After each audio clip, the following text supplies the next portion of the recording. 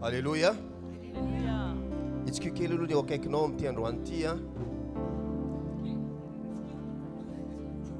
Dia teniny hoe tonga soa ato amin'ny efitranon'Andriamanitra.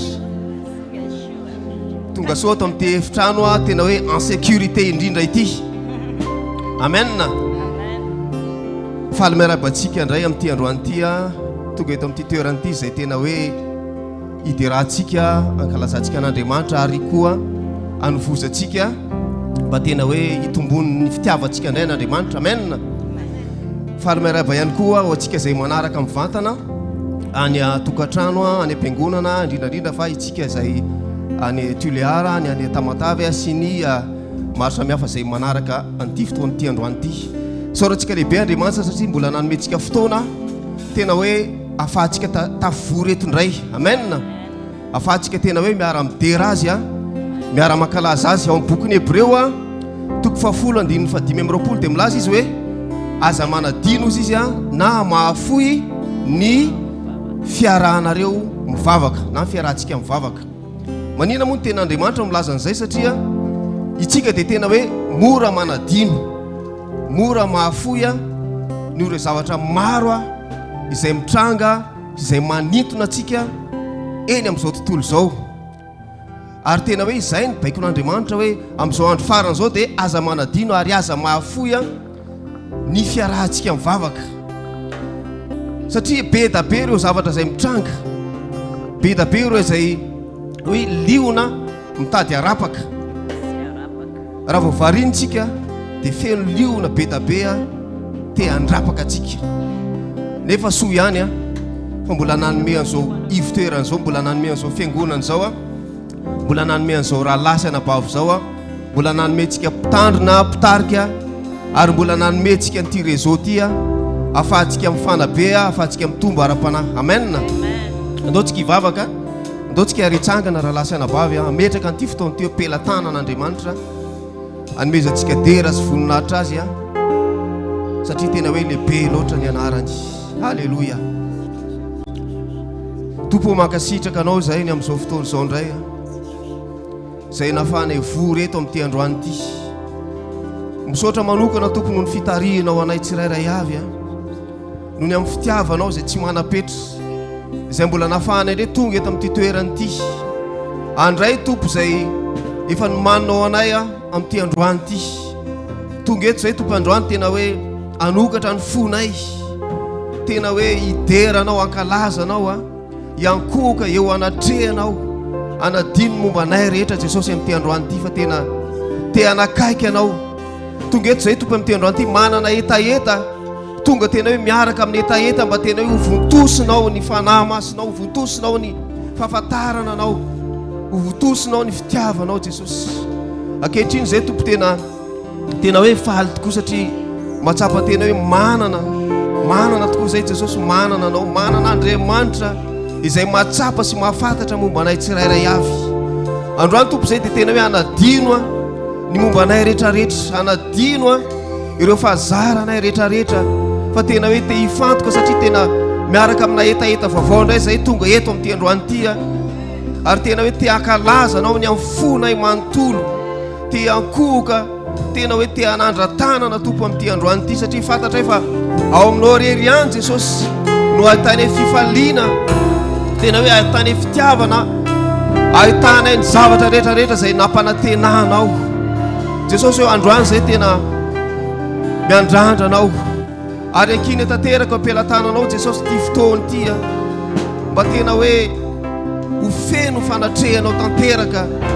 Ankino ampelantananao Jesosy ireo izay mbola any an-dalana te hirejoindre na eto tompo amin'ity androany ity satria fantatra efa nametraka etaeta ao anatin'ny fony izy ireo ianao, nametraka fitiavana ao anatin'ny fony izy ireo ianao Jesosy ary tena hoe ny fiangonana manokana amin'ity androany ity dia tena hoe te hanandratra anao, te hiray fo, te hiray saina ary tena hoe te hanakaiky anao. Halleluja. Mankasitraka tompo ny hira sy ny fiderana rehetrarehetra izay ho asandratra eto tompo dia tena hoe entinay ankalazana anao tanteraka ao anatin'ny tena hoe fo feno torotoro, ao anatin'ny fo tena hoe feno fitiavana, tena hoe te hanakaiky anao ary te hanandratra anao, ampiakatra anao amin'ny sedra fiandrianana mampanjakanao makasitraka zay tompo ary tena hoe ny fonay rehetra ny fonay tsirairay avy tompo dia ankininay o pela tananao mba tena anana an'izay intsim-po zay anana an'izay fo feny fitiavana zay tena hoe ahafahanao manjaka amin'ity androany ity misaotra anao tompony amin'ny fotoana aleloia misaotra anao koa tompo fa tena hoe afaka manakina an'izao fotoana zao zay eo pela tananao aleloia aleloia amen aleluia.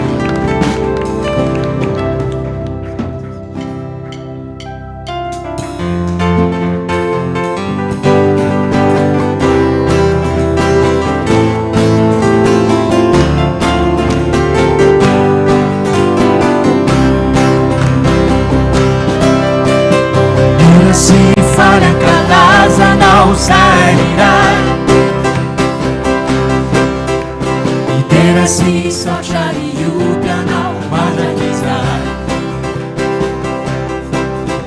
Falei beira fitaina no menau anai Falesena si fiubina no asagachai Ira si fada calaza não sairai Si sociali yubianao manakizai Falei beira fitaina no menau anai Falesena si fiubina no asagachai Yari fali, yari tera Ancalaza si andizai Yari fali, yari tera Yari yubianao manakizai Fa tsara ianao, tsara indrindra, tsara ianao Yari fali,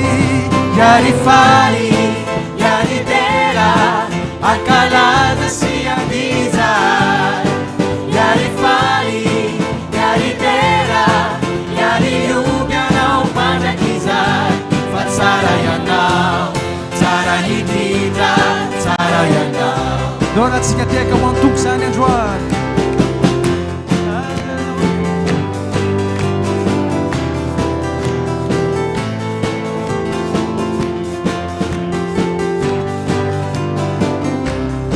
Tira si fali Ancalaza não sairai Tera si sociali yubianao manakizai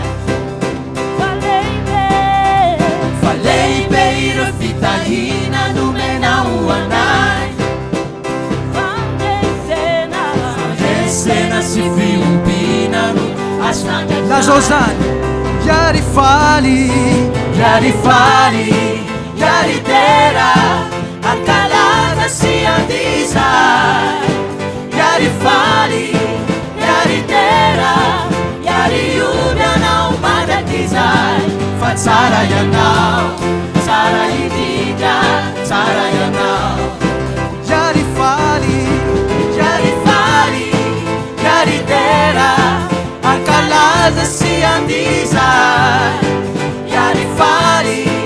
Yari tera Yari yubianao manakizai Fa tsara ianao, tsara indrindra, tsara ianao Fa tsara ianao, tsara ianao Tsara indrindra, tsara ianao Fa tsara ianao, fa tsara ianao Tsara indrindra, tsara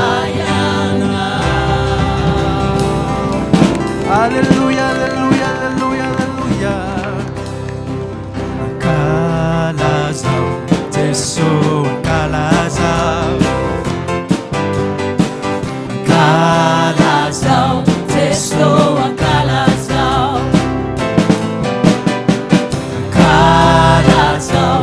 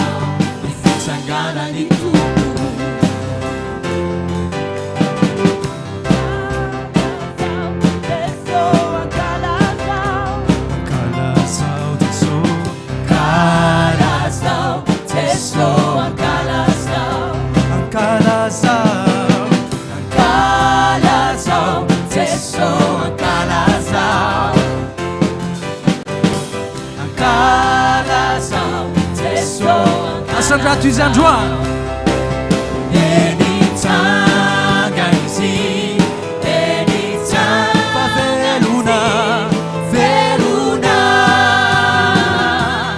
mandrakizay Eny tsanga izy Eny tsanga izy afiankalaza Eny tsangana afiankalaza Eny tsangana Eny tsanga izy Eny tsanga izy velona mandrakizay Eny tsanga izy Eny tsanga afiankalaza afiankalaza afiankalaza afiankalaza afiankalaza ny fitsanganany tompo Alléluia teneny eo akaikinao izy reriany no memboninaitra fa izy no navidy izao zavatra rehetra izao fa izy no niazonazy fa izy koa fa iza fa izy no navidy izao zavatra rehetra izao fa izy no niazonazy fa izy koa no atony izy ane no memboninaitra izy ane no memboninaitra fa izy ane no memboninaitra mandrakizay amen Jesosy ane no memboninaitra Jesosy ane no memboninaitra Jesosy ane no memboninaitra mandrakizay amen Teaka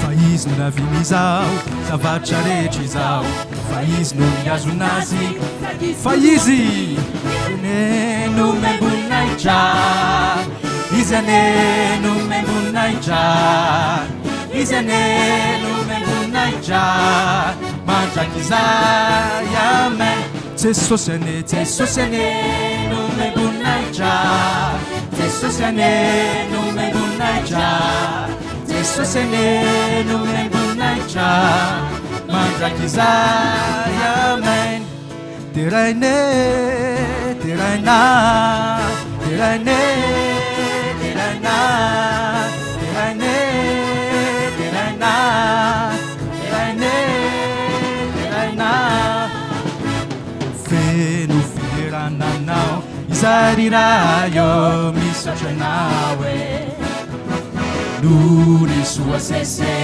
Sena fafinawanay misotra nawe Enireka msaoche Fiderane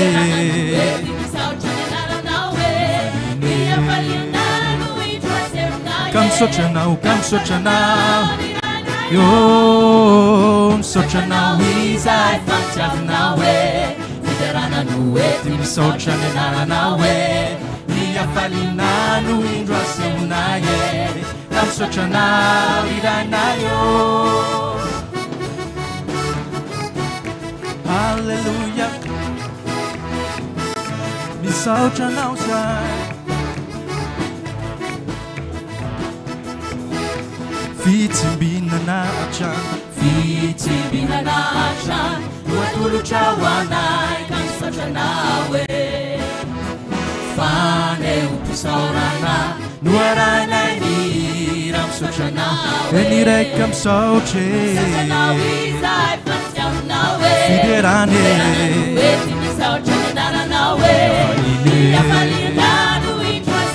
Kamsotra nao Enireka msaoche Fiderane Yafaline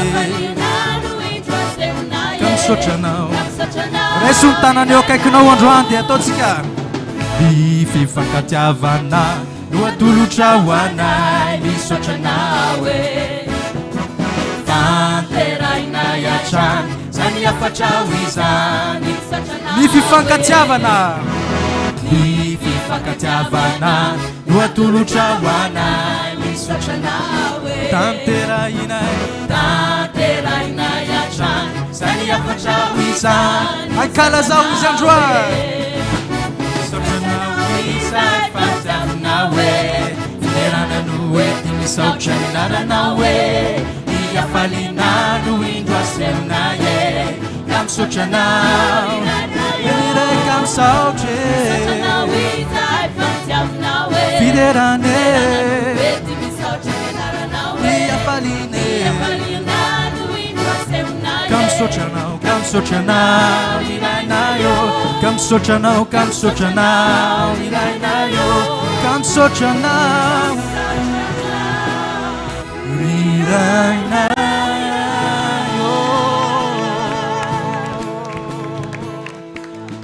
misaotra anao Jesosy ho anao ihany Jesosy nitera sy Lazaro voninahitra mandrakizay Jesosy hoderainay ianao Jesosy taloha ankehitriny ary no avy Jesosy ianao lely ihany Jesosy mimendrika ny fideranay androany dia mbola tianay ambara ihany zany Jesosy androany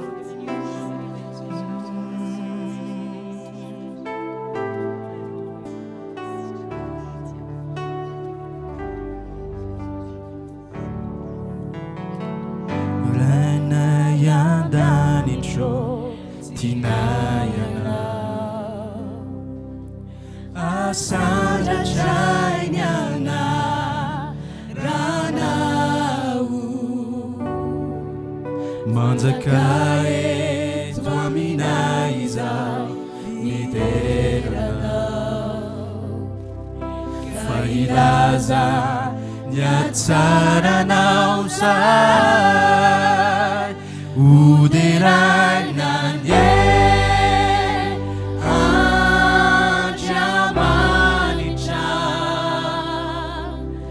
taloha ankehitriny sy ny hoavy hoderaina ny fampanjaka teraiko tory ilainay andanindro tinay anao asandratrainy anao manjaka eto aminay izao niteranao fa ilaza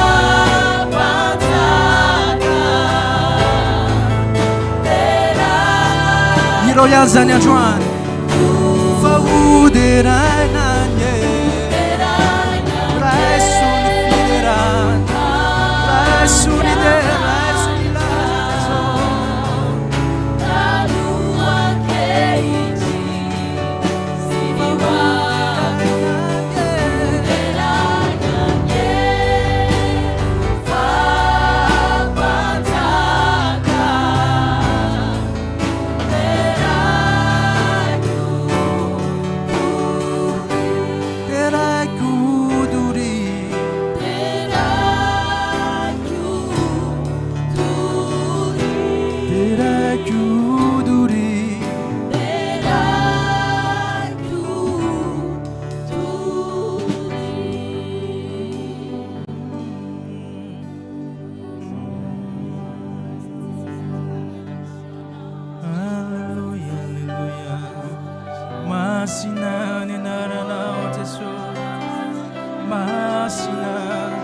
le anarana fondindry.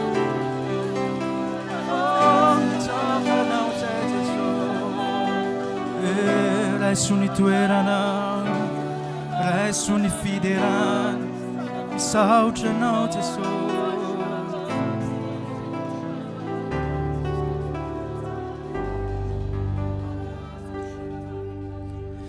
Masina masina ianao rito, fa masina masina ianao rito. Reo lolona sy anjely ankoka, reo vovontsy mideranao, fa masina masina ianao rito. Fa masina masina masina ianao rito. Fa masina masina masina ianao rito. Reo lolona sy anjely ankoka, reo vovontsy mideranao, fa masina masina masina masina masina masina ianao. Fa masina masina masina ianao rito. Lazao zany androany, masina masina ianao rito. Reo lolona sy anjely ankoka, reo vovontsy mideranao, fa masina masina ianao rito. Fa masina masina masina ianao rito. Fa masina ianao, masina masina ianao rito. Reo lolona sy anjely ankoka, reo vovontsy mideranao, fa masina masina masina masina masina masina ianao. Lazao ihany zany androany. Fa masina masina ianao rito.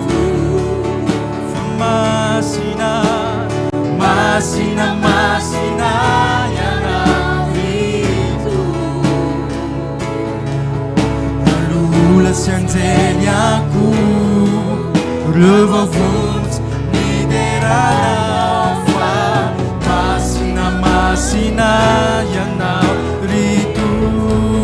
Fa masina masina masina ianao rito. Masina masina ianao rito. Reo lolona sy anjely ankoka, reo vovontsy mideranao, fa masina masina masina masina masina masina ianao. Fa masina masina masina masina masina masina masina masina ianao. Fa masina masina masina masina masina masina masina ianao. Holy holy holy holy holy holy holy holy holy holy holy are you Lord. Sing holy holy holy holy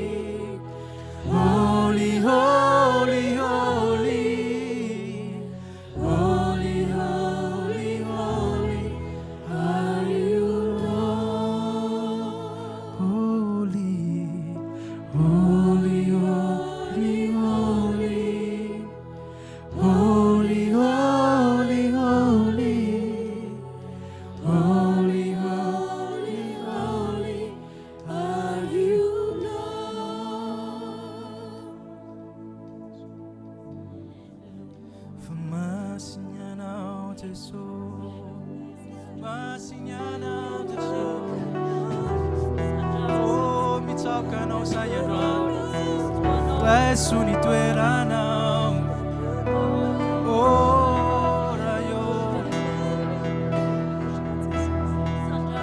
fumasina nyanarana masina yanautu fumasina nyanarana masina yanautu tumpo mitsaukana tumpo mitsaukana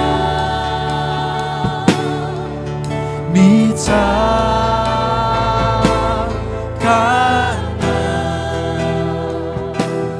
tumpo mitsaukana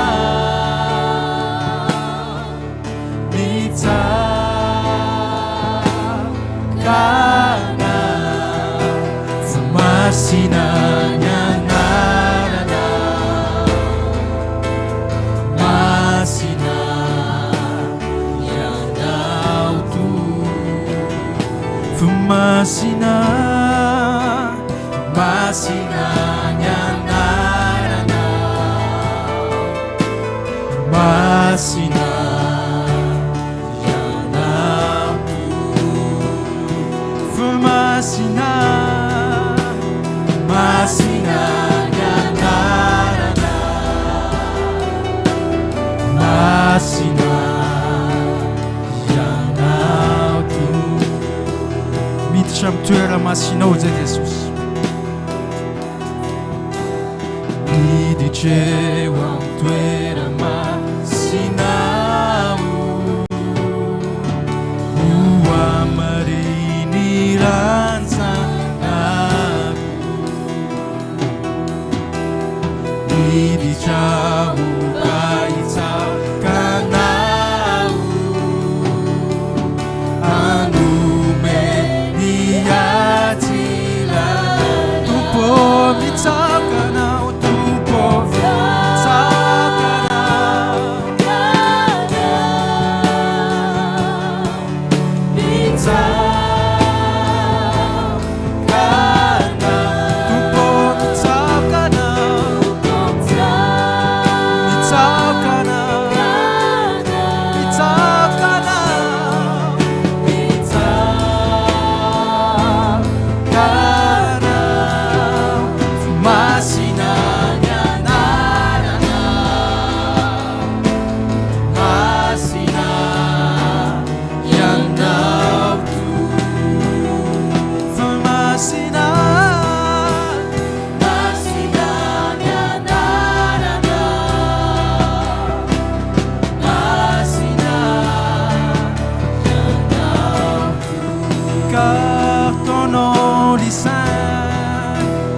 car ton nom lit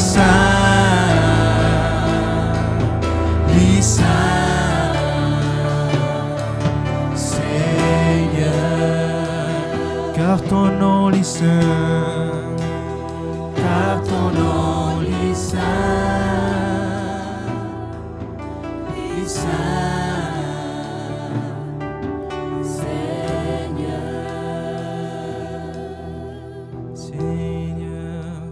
Seigneur, moi,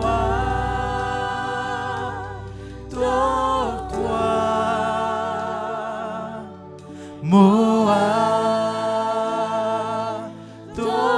toi, Seigneur, moi, toi, moi.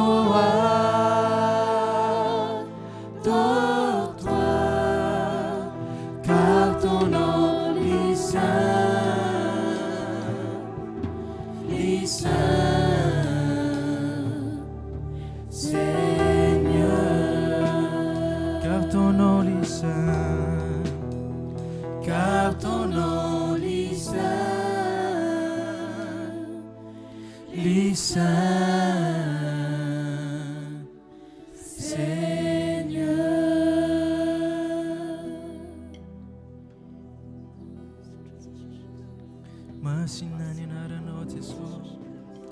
miankohoka eo anatrianao zay re satria anao ry aliany Jesosy miendriky fiankofanay androany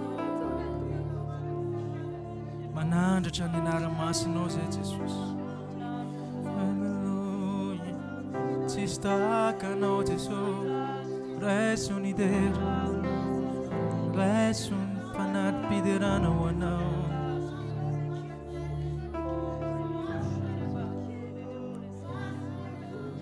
miankoka miderana tongotra zay Jesosy manambara fitiavana tongotra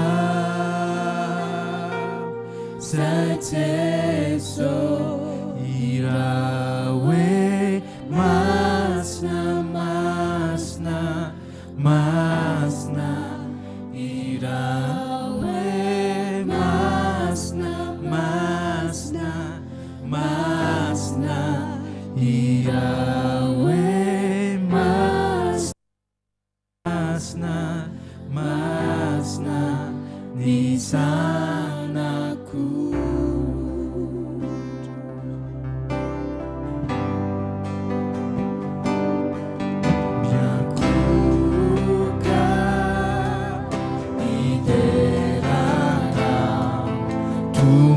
Ciao, sete anambara, anambara, fitiavana, tunggu ciao, irau sani androany.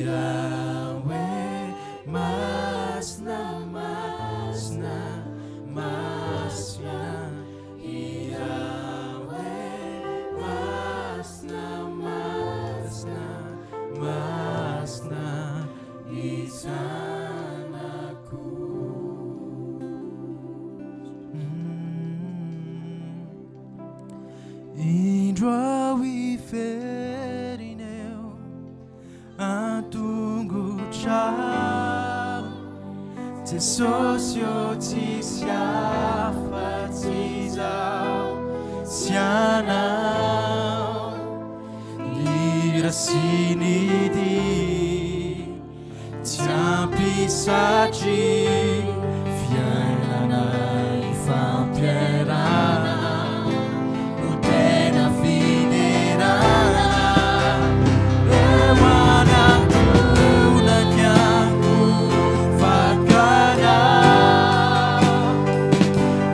Surunaku biderakwana usulun dava manicha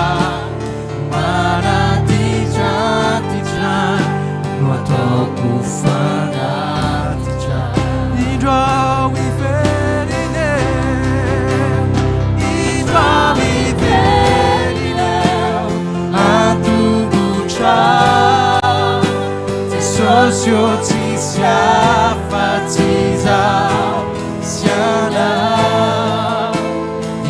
irasinidi tiapisaci fiainana ifampierana nutena fidelana eronatuna kianku fakana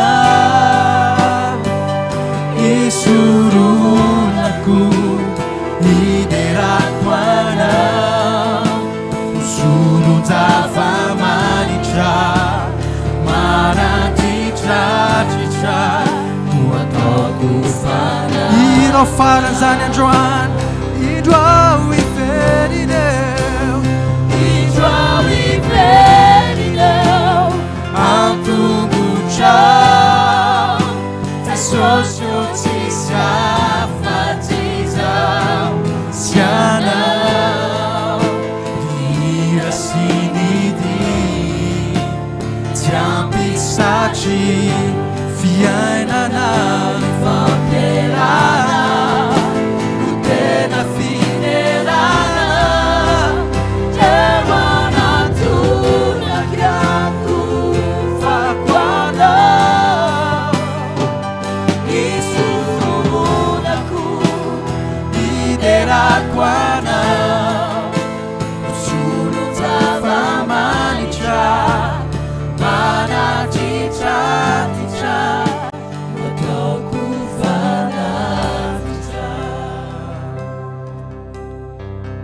Alléluia, samy masotoerana ary.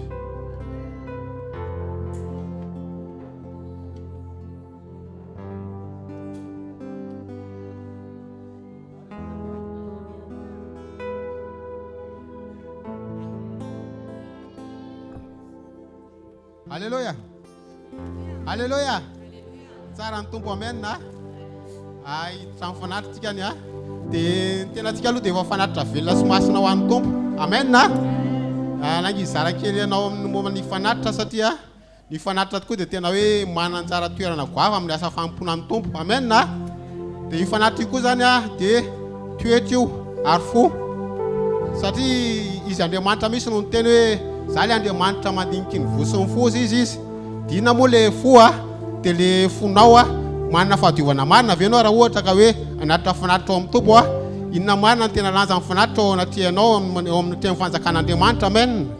Dia raha nilazalaza amin'ny Baiboly a dia fanatitra io izy ako dia tena nanantsara toerana goavana satria raha tamin'ny voalohany tsika ny a dia raha nizaha toetra ny fanatitry Kaina sy Abela Andriamanitra dia teo nitan'Andriamanitra ny fony Abela eo any koa ny fony Kaina izay tena hoe nanana fo maloto nanana zalozira ny tena marina.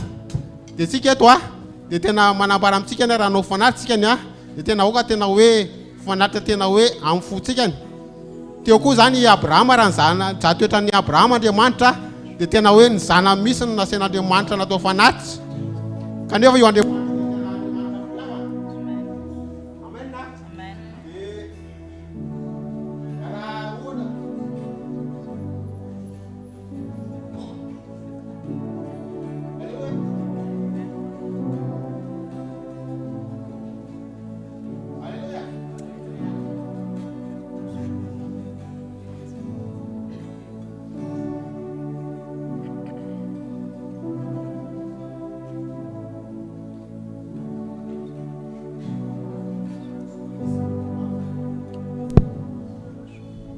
Yala sifa ohatra nisy fatapahana kely.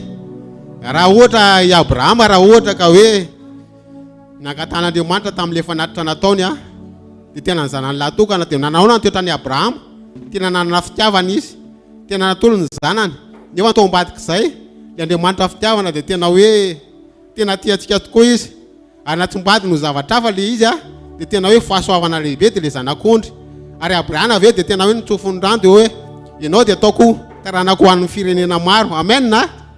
Dia teo koa ny fitiavan'Andriamanitra antsika dia nomeny ny zanany lahatokana mba tsy ho very izay rehetra mino azy fanana amin'ny fiainana mandrakizay. Amen na. Tena goavana izany fanatitra izany.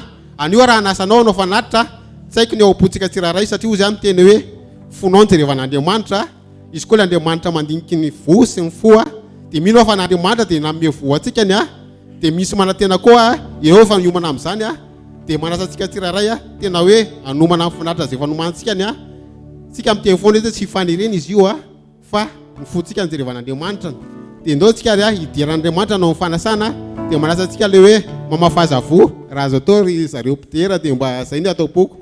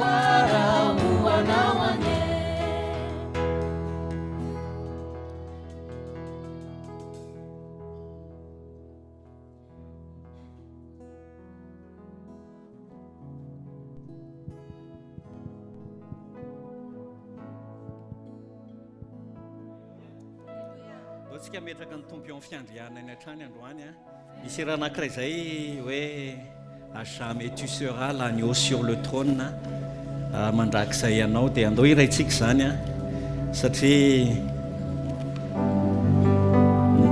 Jesosy ny lohan'ny fiangonana. Amen.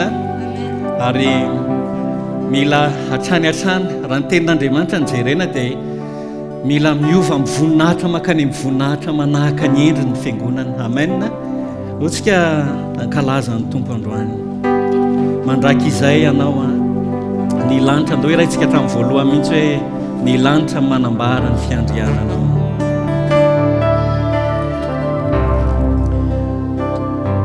Ny lanitra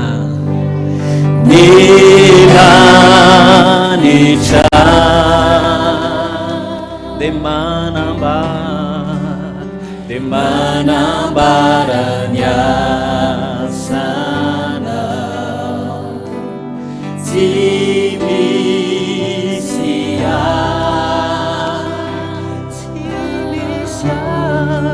suarina minao rayo manjakizay ianao. Amen. Panjakanay Tompo miankohaka izay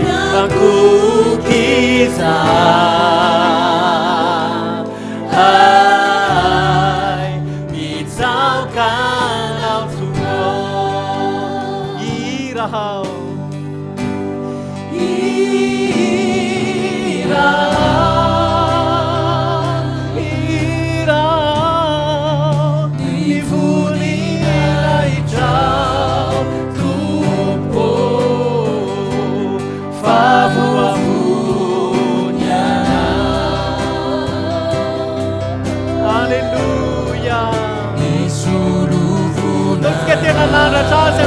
Nação é mandakizay ianao manjakanay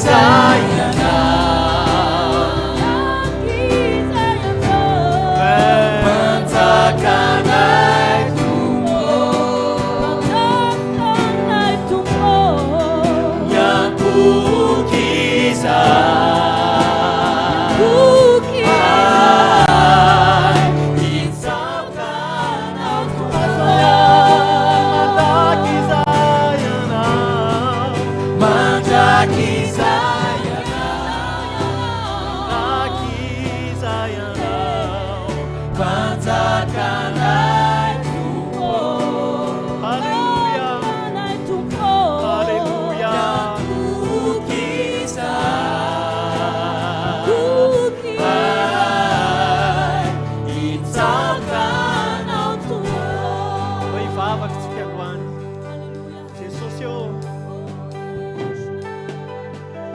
eto anatrehanao Jesosy androany miandrandra anao ary tsy miandrandra niza kotranao rery any atao anatin'ny fonay Jesosy Jesosy malalo efa kaiky ny fiavianao ary azo antoka fa ho avy ianao Jesosy azo antoka fa ho avy ianao Tompo ary ho avy tsy ho ela ianao Jesosy tario anefa ny fiangonanao mba tsy toetra ao anatin'ny fahazambana tahaka an'izao tontolo izao fa azavao hatrany hatrany ny fiangonanao Jesosy azavao hatrany hatrany ampianary Tompo anaiky anao fa tiantoka ny tenany mba hahafahany mahita ny voninahitrao mba hahafahany mahita ny hatsaranao ny hatsaran'ny fahalalànanao Andriamanitra izany ny vavanay amin'ity androany ity Jesosy vavaka ho an'ny fiangonana androany vavaka Jesosy mba tsy ho azon'ny fandrika tahaka ny izao tontolo izao aneny fiangonana Tompo fa ianao anokatra ny masom-panany izy ireo anokatra ny masony fony izy ireo afany izy ireo mahita anao Jesosy à jamais tu seras l'agneau sur le trône à jamais tu seras oui l'agneau sur le trône je fléchis mes genoux pour t'adorer toi seul. Alléluia. Amen. Amen. Mazo toerantsika tsiraray avy Nous pouvons prendre place. Tsara ny tompo ry rahalasy anabavy.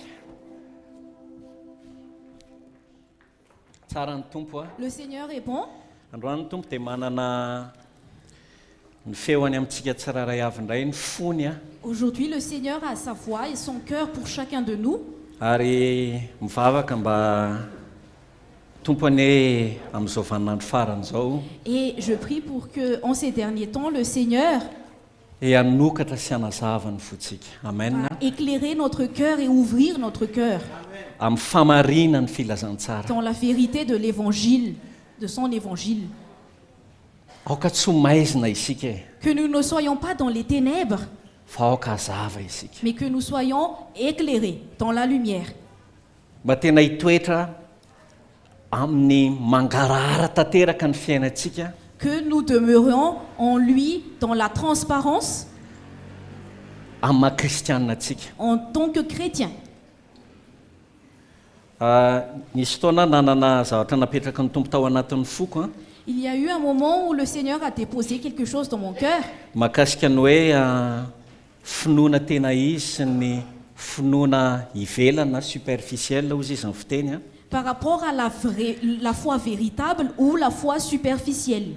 fa rehefa nitady ny tompo satria saika izay no toritenin'ny toriko androany Mais lorsque j'ai cherché le Seigneur, parce que c'est à cela que je devais prêcher aujourd'hui, dia netony tompo tato amin'ny fony Paoly any amin'ny fiangonana tao Korinto mais alors le Seigneur m'a conduit vers le cœur de l'apôtre Paul à l'église de Corinthe. ary araka ny teneniko tamin'ny heriny Et comme j'ai dit dimanche dernier, tokony tonga amin'ny fahafantarana isika ny fomba fiteny ara-panahy amin'ny tompo ankehitriny nous devons parvenir à la connaissance du langage Oui. spirituel. satria everiko efa tena akaiky loatra ny tompo raha lasianabavy Parce que, frères et sœurs, le Seigneur est proche. ka tsy tokony hitsony isika hitoetra ao anaty andao tsy hiteny hoe tokony marina hoe tokony hahatratra ny famatorana isika Allons ne pas dire que, oui, c'est vrai, nous devons aboutir à la maturité, fa andao hiala eo amin'ny toerana mahazaza mais allons ne pas demeurer en tant qu'enfant. fa andao tena anana etaeta isika hitombo amin'izay eo amin'ny tompo Mais amen allons avoir cette soif de croître dans le Seigneur. ka takatra hoe inona ny feo an'ny tompo a, et comprendre quelle est la voix du Seigneur, inona ny langage na ny fomba fiteny ara-panahy ankehitriny a. et quel est le langage spirituel en ces derniers jours. Zay ny tena tiako anokafantsika ny fotsika androany a. Et c'est à cela que j'aimerais vous exhorter à ouvrir votre cœur. Satria betsaka ny kristianina ankehitriny a, Parce qu'il y a plusieurs chrétiens. raha vao tsy dia mazava amin'ny loatra na sarotsarotra aminy mandray tenin'Andriamanitra, Si la parole de Dieu n'est pas assez claire pour eux ou c'est difficile de comprendre la parole de Dieu, dia manokatra ny telefona izy mijery Facebook. alors ils vont ouvrir leur téléphone et vont regarder Facebook. Fa mila mifantoka amin'ny fanahintsika mba ahafahantsika mahatakatra hoe inona ny tiany tompo ambara amintsika. Mais nous devons demeurer dans l'esprit pour comprendre qu'est-ce que le Seigneur veut nous dire Ho an'ny fiainako manokana. pour ma vie personnelle. Zay ny tena zava-dehibe indrindra ankehitriny, tsy mahakasika ny namako fa mahakasika ny tenako aloha. Et c'est le plus important actuellement, ce n'est pas pour mon prochain, mais pour moi, ce qui me concerne personnellement. Samy hafa ny mahafantatra ny filazantsara Alors, connaître l'évangile est une autre chose. sy ny hoe azavain'ny filazantsara isika manokana. Et c'en est une autre, le fait que nous soyons éclairés par l'évangile, nous personnellement. Miaina amin'ny filazantsara tanteraka isika. Vivre totalement l'évangile. Raha misy zavatra manjoa atsika mitranga eo anivon'ny fiainantsika, S'il y a une situation qui arrive dans nos vies, dia mizany tenantsika tony amin'ny fitaratra isika et alors nous regardons notre vie telle devant le miroir. hoe manahoana ny hevitry ny filazantsara eo anatrehan'izao andalovako zao. Quel est l'esprit de l'évangile face à cette situation que je suis en train de traverser? Mba tsy hanaovantsika foana tahaka ny olona tsy mino a, Pour que nous ne faisons pas n'importe quoi comme les impies. fa ny fefitsika dia tokony filazantsara, ny balizintsika dia tokony filazantsara. Mais notre balise doit être l'évangile. Tokony fefeny filazantsara mandrakariva isika. Nous devons être balisés par l'évangile. Ny saintsika tokony tsy hiroroa, Notre esprit, notre âme ne doit pas être troublée. satria zany mahatonga ny olona maro kristianina maro ankehitriny a tafaropoka ny anatina fampianaran-diso. Parce que c'est pourquoi il y a plusieurs chrétiens qui sont attirés par le mauvais enseignement, La fausse doctrine. la fausse doctrine. Merci. Fa rehefa tena mijoro ao amin'ny tompo isika mahafantatra ny fahazavan'ny filazantsara, Mais lorsque nous sommes fondés dans le Seigneur et nous connaissons la lumière de l'évangile, dia miorina tsy miozongozona isika. alors nous demeurions et nous ne sommes pas troublés. Ozy izy ny bokin'ny Efesianina raha tsy diso hoe mifatra tsara isika, miorina tsara zany. Et comme dans Éphésiens, il est écrit, nous sommes fondés. Amen. Amen. Mila miorina isika. Nous devons être fondés. Ka noho izany tairo ny fatoritoriana rehetrarehetra ao anatsika androany a. Donc, que tout ce qui est endormi en nous soit réveillé Satria raha vao aujourd'hui. tsy mifantoka isika Parce que si nous ne sommes pas concentrés, dia hampatory antsika ity toriteny ity. alors cette prédication va nous endormir. Satria ndraindray tsy takatra ny fahalalantsika amin'ny maha inona moa zany ara-tsaina amin'ny maha olombelona atsika. Parce que notre intelligence en tant qu'humain ne pourra pas comprendre. Tsy tiany izay fomba fiteny ara-panahy zay niara-nofontsika. Notre chair n'aime pas ce langage spirituel. Dia ho vahiny amintsika ninona terme na voambolana ambaran'ny Paoly a. Alors, tous les termes que Paul va dire seront étrangers pour nous. Dia lasa tsy liana ny nofontsika.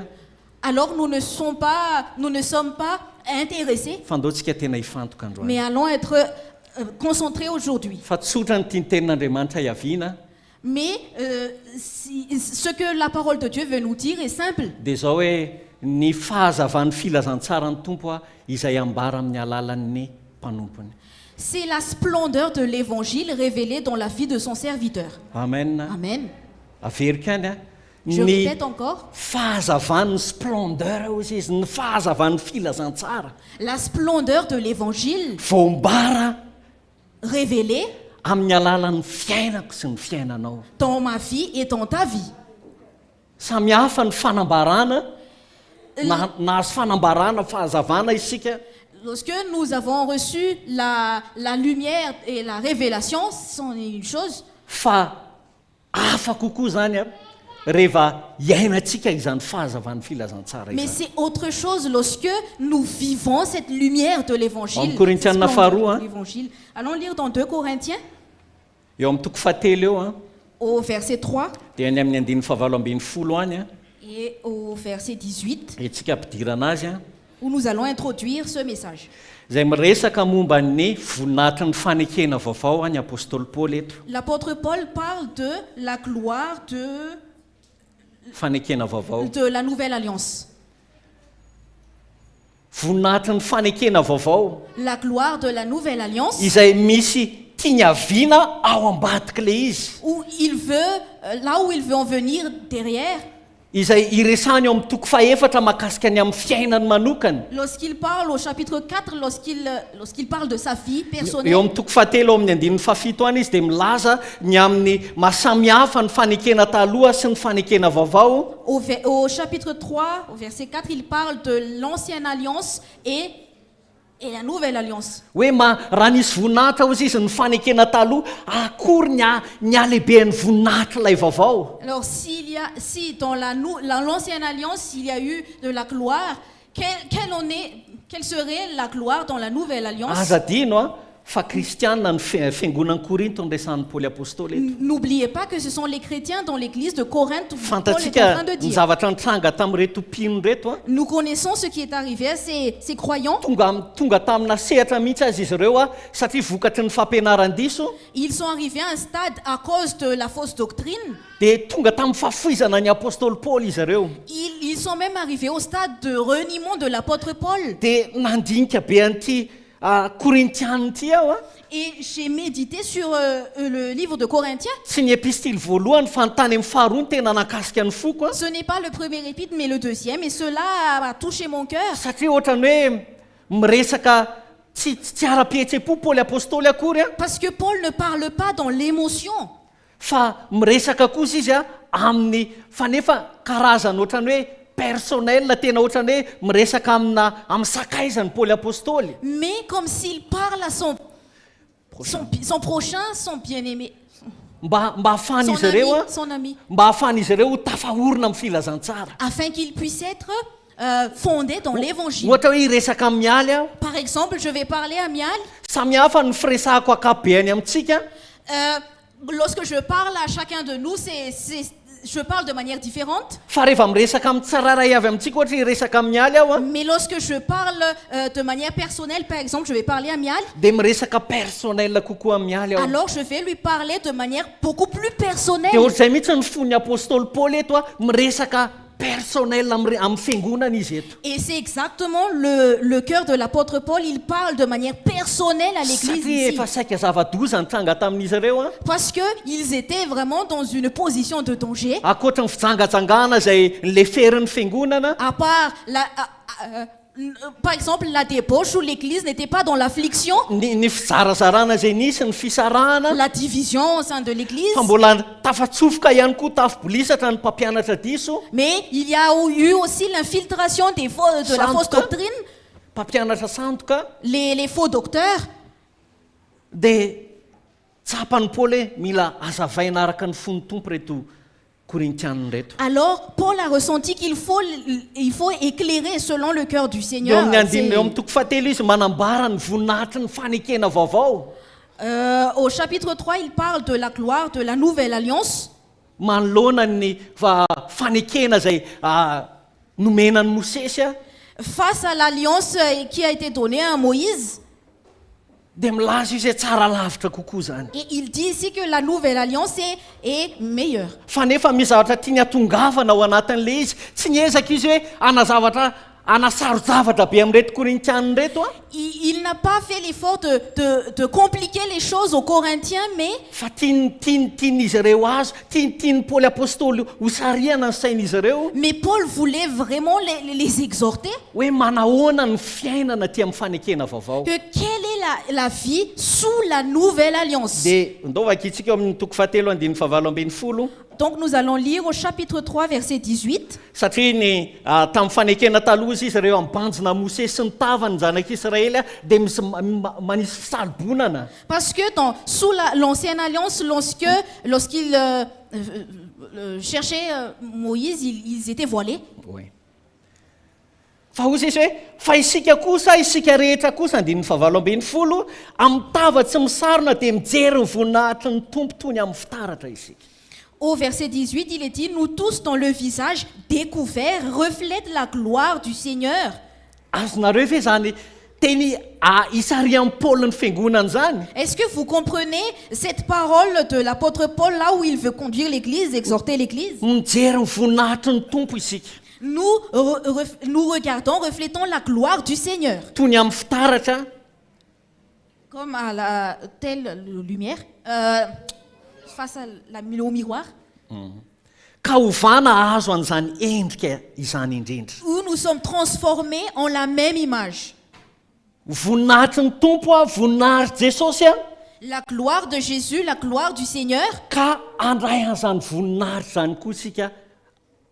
Et que nous allons aussi acquérir cette gloire. Ka ovana azo an'izany endrika zany indrindra isika. Et être transformé en la même image. Avy amin'ny voninahitra ka ho amin'ny voninahitra toy ny avy amin'ny tompo. De gloire en gloire par l'Esprit du Seigneur. Miaro ny fanompony Paoly apôstôly. Ici, Paul défend son ministère. Satria ny fahitany nisy laza ratsy ny amin'ny Paoly apôstôly Parce qu'il y a eu des mauvais témoignages. Izay nasolafaka an'ireto korintianina reto. Qui a conduit les Corinthiens à être hoe nasolafaka azy ireo. D'être perdus. Ou qui les avait fait chuter. Nasolafaka azy ireo. Qui les avait fait chuter, les Corinthiens. Hoe amin'ny apôstôly amin'ny Paul ve? Que Paul en tant qu'apôtre. Dia ohatr'izao ve ny fiainan'ny Paul? Et sa vie est comme ceci. Ary rehefa namaky an'io raha lasiana bavy Et quand j'ai lu cela, frères et sœurs, dia tena hoy izy hoe misaotra tompony amin'ny fahazavan'ny filazantsara anao. alors je me suis dit, merci Seigneur pour la lumière de ton évangile. Hoy izy hoe ovana isika azo an'izany endrika izany indrindra amin'ny voninahitra ka ho amin'ny voninahitra toy ny avy amin'ny tompo dia ny fanahy. Il est écrit, nous sommes transformés en la même image de gloire en gloire par l'Esprit du Seigneur. Dia jereny eo amin'ny toko faefatra ny andininy voalohany. Et allons lire au chapitre 4, verset 1er. Hitra ao anatin'ny votoatiny isika. Nous allons entrer dans le vif du sujet. Iaro ny fanompony Paoly apôstôly, iaro ny maha-kristiana azy, tsy ny fanompona amin'ny maha-izy azy fotsiny. L'apôtre Paul défend son ministère. Maha-kristiana azy. Et lui, en tant que chrétien, Hoe manahoana ny fiainany. comment était sa vie? Satria misy fampianaran-diso izay tafaporitsaka teo anivon'ny fiangonana. Parce qu'il y a eu de la fausse doctrine infiltrée au sein de l'Église. Izay milaza fa raha tena apôstôly marina ve i Paoly qui dit que si Paul est réellement un apôtre, dia toy izao ve ny fiainany. et sa vie est semblable à cela, Zay ny tiany tompo hamerenana antsika raha lasiana bavy. et c'est à cela que le Seigneur veut nous reconduire, frères et Satria sœurs. tompo dia te hanazava antsika amin'izao vaninandro farany izao. Parce qu'en ces derniers temps, le Seigneur veut nous éclairer. Fa tsy tokony miaina ny filazantsara amin'ny velany intsony isika. Parce que nous ne devons pas vivre l'évangile de manière superficielle. Fa tokony miaina an'izany marina eo amin'ny fiainantsika. Mais nous devons la vivre véritablement dans notre vie. Andininy voalohany toko faefatra. Au chapitre 4, verset 1er. Ary amin'izany satria manana izany fanompony zany izahay araka nahazonay famindrapo dia tsy ketraka izahay. C'est pourquoi, ayant ce ministère selon la miséricorde qui nous a été faite, nous ne perdons pas courage. Satria izahay aty amin'ny fanekena vaovao. Parce que nous, sous la nouvelle alliance, Izahay dia tsy any amin'ny fanekeny Mosesy intsony fa efa aty amin'ny fanekena vaovao. nous ne sommes plus sous l'alliance de Moïse, mais nous sommes sous la nouvelle alliance. Dia manazava ny korintianina ny Paoly apôstôly hoe manahoana misy endrikendrim-piainana aty amin'ny fanekena vaovao. Alors l'apôtre Paul exhorte les Corinthiens et en disant quelle est la vie sous la nouvelle alliance. Zay mahatonga azy satria izahay manana an'izany fanompony zany, manana an'izany fanekeny zany izahay. C'est pourquoi il a dit ayant ce ministère, ayant cette alliance, tsy manana an'izany amin'ny fahalalana izahay nous n'avons pas cela dans la connaissance. fa asehoko anareo fa ny aina ty amin'ny fanekena vaovao a dia tahaka an'izao. Mais je vais vous montrer que la vie sous la nouvelle alliance est telle que ceci. Ary na zao aza ny filazanay hoe to rotiko Paoly apôstôly, to mahantra Paoly apôstôly, to vaky samy Paoly apôstôly, ny zavatra maro samihafa. Parce qu'il était dit que Paul était pauvre, Paul lui a fait naufrage et toutes sortes de choses. Dia tsy ketraka izahay ozy izy Paoly apôstôly. Mais Paul a dit, nous ne perdons pas courage. Zay ny amposihan'ny tompo antsika fiangonana ihany koa raha lasy anabavy a. Et frères et sœurs, c'est à cela que le Seigneur nous exhorte aussi. Satria misy olona mbodraray mbola misalasala ny amin'izao filazantsara zao a. Parce qu'il y a des gens qui hésitent encore dans cet évangile. Tsy mahita tazana izy a ny fahazavana eton'ny tompo tiany tompo etiny eo amin'ny fiainany a. Ils ne voient pas la lumière que le Seigneur veut emmener dans sa vie. Dia ketraka izy ireo. Alors, ils perdent leur courage. Very hevitra izy ireo. Kivy. Ils sont découragés. Fa efa nilavinay ny zavatra tahako nandiny faharoa mahamenatra ka tsy mandeha amin'ny fiendrena na manatsatso ny tenin'Andriamanitra izahay. Jerenareo io tepiko io. Au verset 2, il est dit, nous rejetons les choses honteuses qui se font en secret. Nous n'avons point une conduite astucieuse et nous n'altérons point la parole de Dieu. Tsy atsatsoko ozy izy Paoly ny tenin'Andriamanitra. Paul a dit, nous n'altérons point la parole de Dieu. Fa satria manana an'izany fanompony zany izahay. Parce que nous avons ce ministère. Dia ambarako aminareo famarinana ao anatin'izany fanompony zany. Alors je vais vous dire la vérité dans ce ministère. Amen. Amen. Arakareo ve lohatra eto. Est-ce que vous me suivez jusqu'ici? Miaina ny filazantsara fa aneo ny splendeur ny filazantsara Paoly apôstôly. Vivez l'évangile parce que l'apôtre Paul va parler de la splendeur de l'évangile, va montrer la splendeur de l'évangile. Fahazavan'ny filazantsara zany tsy ny fananantsika inona raitra rehetrarehetra heverintsika. La splendeur de l'évangile ne consiste pas à avoir tous les biens que nous ayons. Fa ny ananantsika arena ao anatsika amin'ny arena avy amin'ny filazantsara. Mais c'est d'avoir une richesse à l'intérieur à cause de l'évangile. Amen. Amen. Fa efa nilavinay ny zavatra tahako na andiny faharoa tahako na mamenatra ka tsy mandeha amin'ny fiendrena izahay na manatsatso ny tenin'Andriamanitra fa amin'ny fanehoana ny marina. Jerenareo tsara. Amin'ny fanehoana ny marina no hideranay tena amin'ny fieritreretan'ny olona rehetra eo imason'Andriamanitra. Au verset 2, nous rejetons les choses honteuses qui se font en secret. Nous n'avons point une conduite astucieuse et nous n'altérons point la parole de Dieu. Mais en publiant, regardez bien, mais en publiant la vérité, nous nous recommandons à toute conscience d'homme devant Dieu. Tsy manafina nininy izahay tsy mandeha amin'ny fiendrena izahay a. Nous rejetons les choses honteuses, voilà. Tsy atsatsona ny tenin'Andriamanitra. Nous n'avons pas une conduite astucieuse et nous n'altérons point la parole de Dieu. Fa ambaranay manontolo ny tenin'Andriamanitra sy ny famarinana misy ao anatin'izao filazantsara zao. Mais nous publions la vérité dans cet évangile. Amen. Amen. Dia ozy izy hoe fa amin'ny fanehoana ny marina. Ahoana hoy amin'ny fanehoana n'iny ny marina. Mais il est écrit, mais en publiant quoi? En publiant la vérité. Amin'ny fanehoana marina. En publiant la vérité. Iza ny marina? Jesosy Kristy ny fahamarinana. Qui est le véritable ou la vérité? C'est Jésus la vérité. Nanahoana ny fiainan'i Jesosy? Comment était la vie de Jésus? Dia manahoana ny tokony ho fiaina kosa izy ny apôstôly Paul izay ijoroany vavolombelona ao aoriana kely ao. Et comment doit être ma vie selon l'apôtre Paul dans le témoignage qu'il dit? Dia manahoana ihany koa ny tokony hitazananareo ny tena fiainana ao filazantsara ho an'ny fiangonana. Et comment vous devez regarder votre vie dans l'évangile en tant qu'église? Amen. Amen. Fa amin'ny fanehoana ny marina dia jerenareo reharehan'ny Paoly ny amin'ny filazantsara. Tsy haiko hoe nanahoana ny etahan'ny Paoly tamin'ito fotoana ito. Mais en publiant la vérité et regardez la fierté de Paul, je ne sais pas comment était l'état de Paul à ce moment-là. Mety rovotra amin'ny pataloha noho ny filazantsara. Peut-être que il avait un pantalon déchiré pour l'évangile, à cause de l'évangile. Mety tao anatin'ny tsy fahasalamana izy a. Peut-être qu'il était dans la maladie.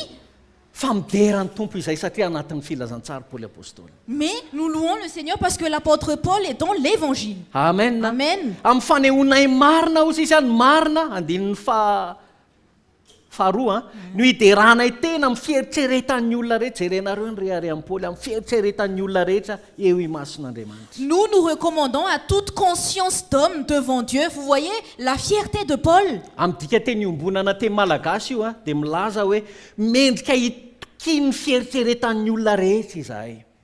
Donc c'est la version dans le Thiem. Mendrika hitokiny fieritseretan'ny olona rehetra izahay. Nous nous recommandons à toute conscience d'homme devant Dieu. Zany hoe rehefa mijery ny fiainana ny olona ho an'ny olona izay ao anatin'ny fahazavana Donc tous ceux qui sont dans la lumière et qui voient nos vies, dia mahita ireo olona ireo hoe tena miaina ny filazantsara izahay. ces gens Amen. voient qu'ils vivent réellement l'évangile. Fa aoko isika raha lasanabavy tsy hanaiky inona tsy hanaika ho fitahan'ny fahavalo. Mais frères et sœurs, allons ne pas être trompés par l'ennemi. Ny fiangonana ankehitriny mandalo olana fitsapahana L'Église actuellement traverse un problème ou des épreuves. dia gaka fa tena ohatrany hoe tsy amin'ny fahazavana ve ny fiangonana Et je suis étonnée, comme si est-ce que l'Église manque de lumière? fa ohatrany toka dia vahaolana rano foana ny mahavantana tadiavin'ny fiangonana. Mais comme s'ils sont tout de suite, comme si l'Église est attirée par des solutions charnelles. Fa aiza ho aiza ny fiaretana, Mais où est la souffrance? aiza ho aiza ny fitarafantsika ny tenantsika amin'io fitaratry ny fanekena vaovao izay ambaran'ny Paoly eo amin'ny toko fahatelo eo. Où est notre identification dans notre vie? Ka hovana azo an'izany endrika zany isika. Où nous sommes transformés dans la même image? Amen. Amen. Aiza ho aiza izay fanahafantsika izay. Où est notre reniement nous-mêmes? Fanahafa ny identification. Notre identification, merci. Fanahafantsika an'izay fon'ny tompo izay izay hevitr'Andriamanitra izay fiainana aty amin'ny fanekena vaovao izay Notre identification au cœur du Seigneur à cette vie sous la nouvelle alliance.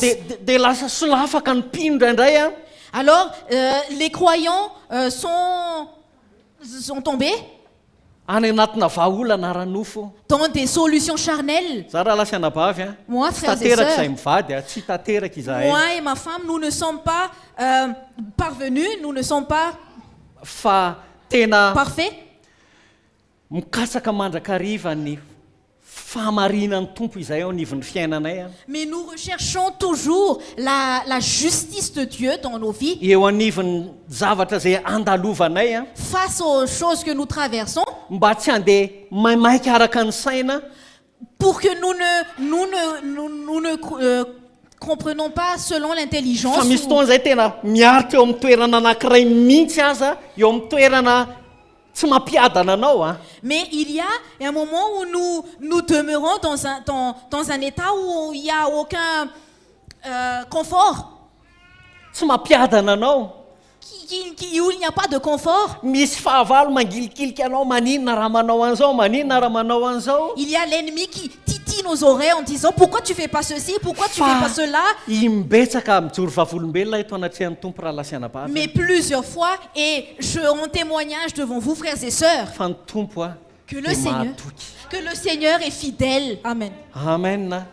Ary mampitsiry ina moa zany travail de patience asan'ny faharetana ao anatinay Et il y a un vrai travail de patience en nous. ary rehefa tanteraka ny faharetana Et lorsque la patience est accomplie, dia mijoro vavolombelona amintsika alors nous donnons notre témoignage devant vous. fa zay mahatonga amiteny amintsika tsy hoe tanteraka akory izahay C'est pour cela que je vous dis que nous ne sommes pas parfaits. fa ny tanan'ny tompo no mamoaka anay anatin'ilay situation Mais c'est la main du Seigneur qui nous fait sortir de cette situation. Amen. amen ary mahatonga anay hiatazana ny fahazavan'ny filazantsara izany. Et cela nous conduit à voir et à regarder la lumière de l'évangile. manana témoignage ao anatin'ny fony amin'ny fitondran'ny tompo marina. Nous avons un témoignage dans le cœur pour la conduite du Seigneur. Tsy mibitsibitsika tarina hoe nitady vahaolana na hoe ahoana On n'a pas cherché des solutions ou chuchoter à gauche à droite, fa tena niandro ny tompo. mais c'est d'attendre le Seigneur. ary ny tompo namoaka tao anatin'izany. Et c'est le Seigneur qui nous a délivrés. Zay mila iainantsika zay filazantsara marina zay Et c'est à cela que nous devons vivre, cet évangile mba véritable. mba tsy hatonga atsika ao anatina etana inconfort saina fitenany zay ohatrany hoe tsy miadana tsy mandritsaina isika Pour que nous ne soyons pas dans un état d'inconfort, fa tazano a amin'ny filazantsara ny fiainantsika. mais allons regarder notre vie selon l'évangile. Amen. Amen. Sa manao fanampy ve nareo? Est-ce que vous êtes prêts à relever le défi? Amen. Ka tsy tady afa-tsy ny tompo rery ihany. Et de ne chercher que le Seigneur uniquement.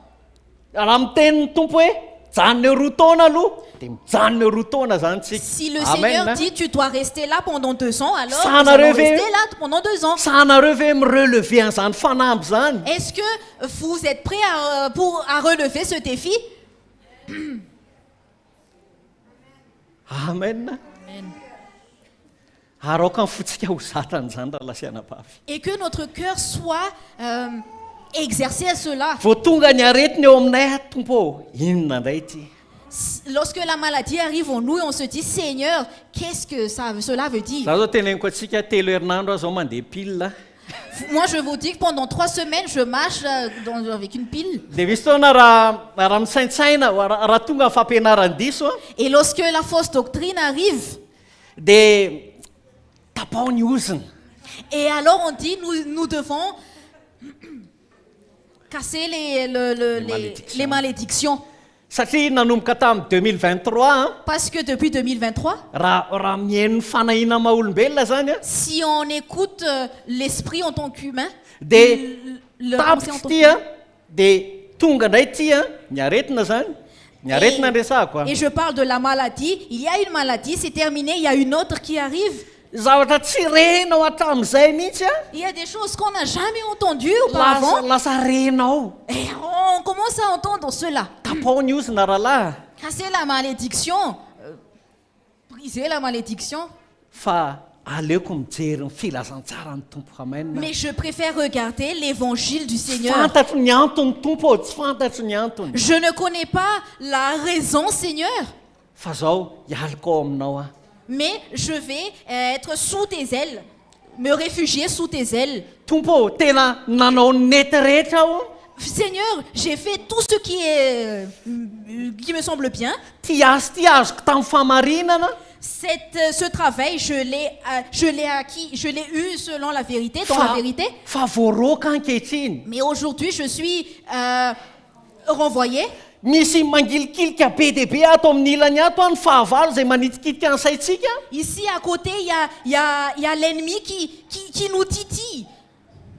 fa sarotra fa mila mampibanjina ny fiainako a eo anatrany hoe inona ny fon'ny tompo. C'est dur, mais je dois regarder ma vie et chercher quel est le cœur du Seigneur. Iainako zany hoe ahoana indray ny amin'ny herinandro ity Je vais vivre en demandant quelle va être la situation cette semaine. satria mila iainana ny filazantsara. Parce que nous avons besoin de vivre l'évangile. Amen. Raha Amen, lasianapavy a. frères et sœurs. Ny aretina La maladie, mila tsy afaka hitadiavantsika lalana hafa zany nous ne pouvons pas chercher un autre chemin. fa kosa ny mahasamihafa azy a mila iainantsika amin'ny fahazavan'ny tompo. Mais ce qui fait la différence, c'est que nous avons besoin de vivre la splendeur de l'évangile. Zay mahatonga Paoly milaza ozy izy hoe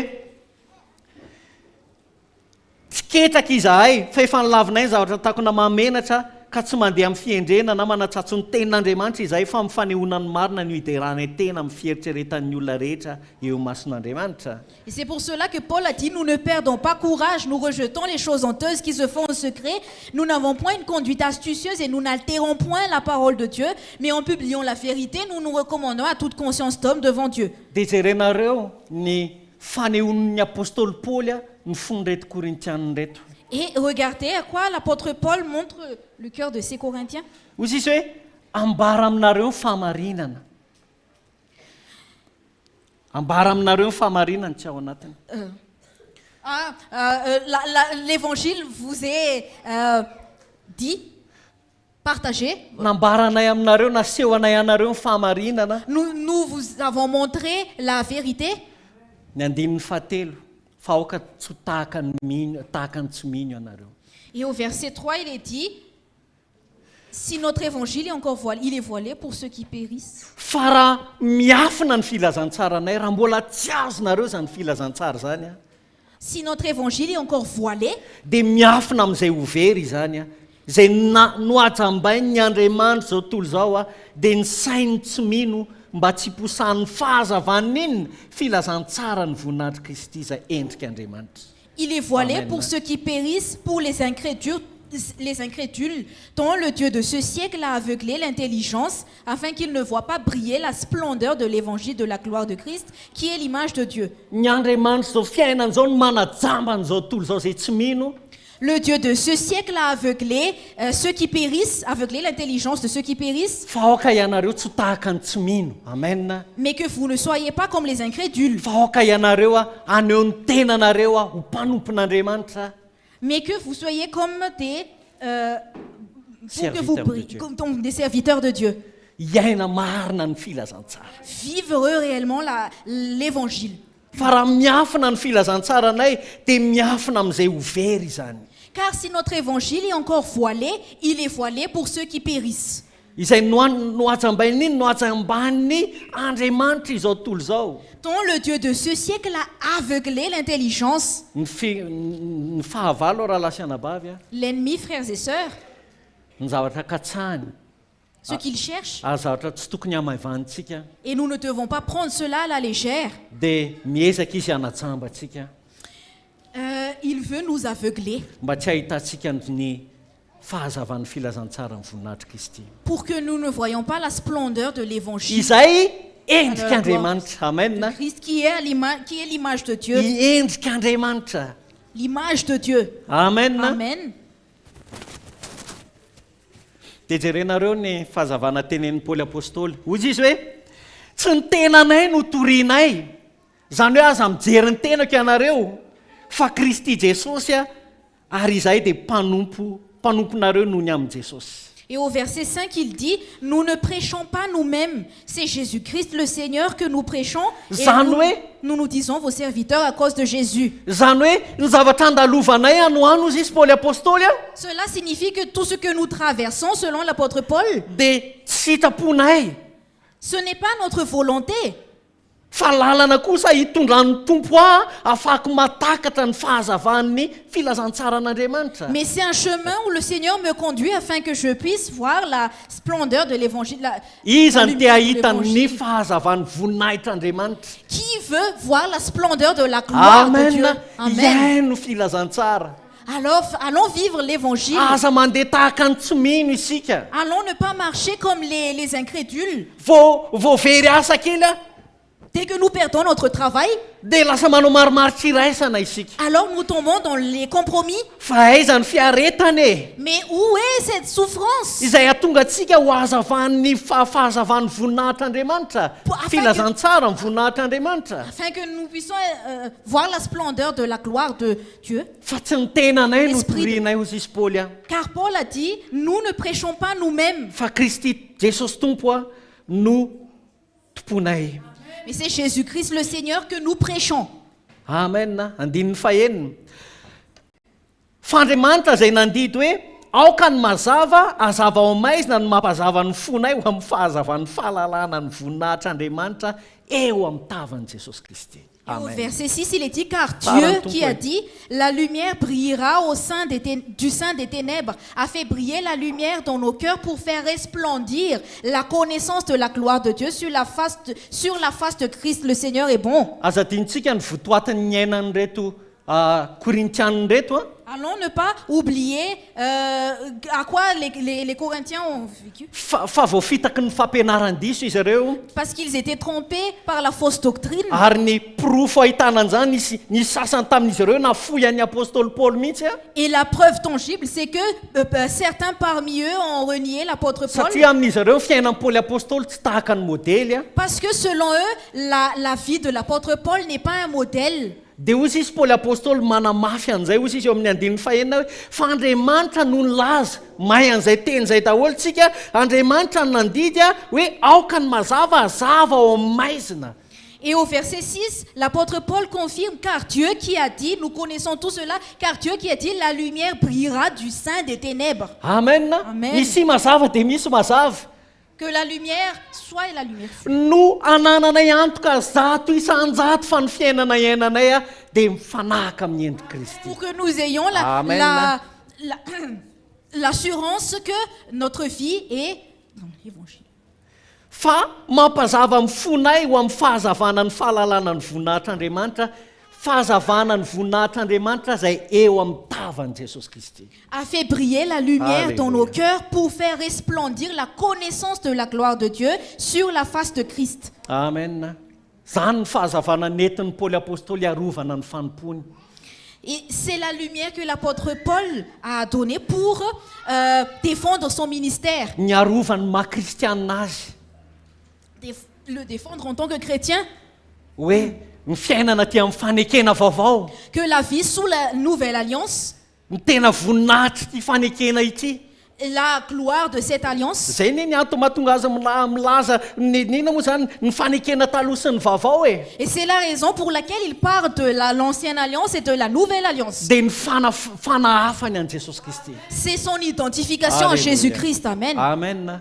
Aoka tsika nahaka an Jesosy raha lasa anabavy. Allons nous identifier à Jésus, frères et sœurs. Raha vao manamaivana an'izany isika Mais si nous prenons cela à la légère, dia tsisy asa lalina tanteraka ny ampotsika. alors il n'y aura pas une œuvre profonde en nous. Zay mahatonga ny teny tamintsika hoe tsy hoe tanteraka anay fa tonga lafatra izay mivady akory a. C'est pour cela que je vous ai dit, moi, ma femme et moi, nous ne sommes pas parvenus, nous ne sommes pas parfaits, Na hoe efa expérimenté zahay fa mbola mianatra ihany koa. ou bien nous sommes expérimentés, mais nous apprenons. Fa ny zavatra hitako fotsiny kosa nefa Mais ce que je vois, dia tena matazana an'ity lazain'ny apôstôly Paoly ity. je vois ce que l'apôtre Paul est en train de dire. Amen. Amen. Izy no mampazava, izy ihany koa ny anazava. Andriamanitra izay niteny hoe misy mazava ao amin'ny maizina.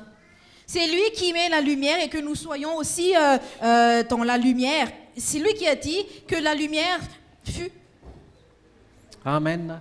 No nanazava ny fonay ozy izy Paoly apôstôly ny amin'izao lalana izao. Et a fait briller la lumière Amen. dans nos cœurs dans ce chemin.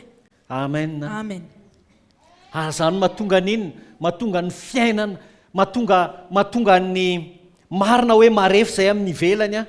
Et c'est pour cela que c'est vrai que nous sommes faibles à l'extérieur. Marina fa ny fahafatesana miasa aminay isan'andro a. C'est vrai que la mort travaille en nous chaque jour. Fa kosa ny fanomponay dia mitondra fiainana ho anareo. Mais notre ministère donne la vie pour chacun de nous. Amen. Mène la vie. Amen. Na ho an'ny tokantranonao aza raha lasa anabavy. Et même pour ton foyer, vos foyers, frères et sœurs. Raha vao tsy manahaka an' Jesosy isika Si nous ne nous identifions pas à Jésus, dia tsy ahita fiainana ny ankonantsika. alors notre famille ne verra pas la vie. Zay mahatonga amin'ny Paoly milaza hoe zany rakitra izany ozy izy a dia napetraky ny tompo a tao anatin'ny vilany tany. Tsy izahay no izy akory. C'est pour cela que Paul a dit Andininy fafito. que nous portons ce trésor dans des vases de terre. Fa manana izao rakitra izao amin'ny vilany tany izahay. Nous portons ce trésor dans des vases de terre. Manana an'izany fanambarana zany izahay. Nous avons cette révélation. Ary tsy fanambarana amin'ny fahaizanay mandahateny zany. Et ce n'est pas une révélation par là où nous avons prêché. Fa le fiainan'ny fanorotoroana iainana isan'andro miaraka amin'ny tompo mihitsy a. Mais c'est cette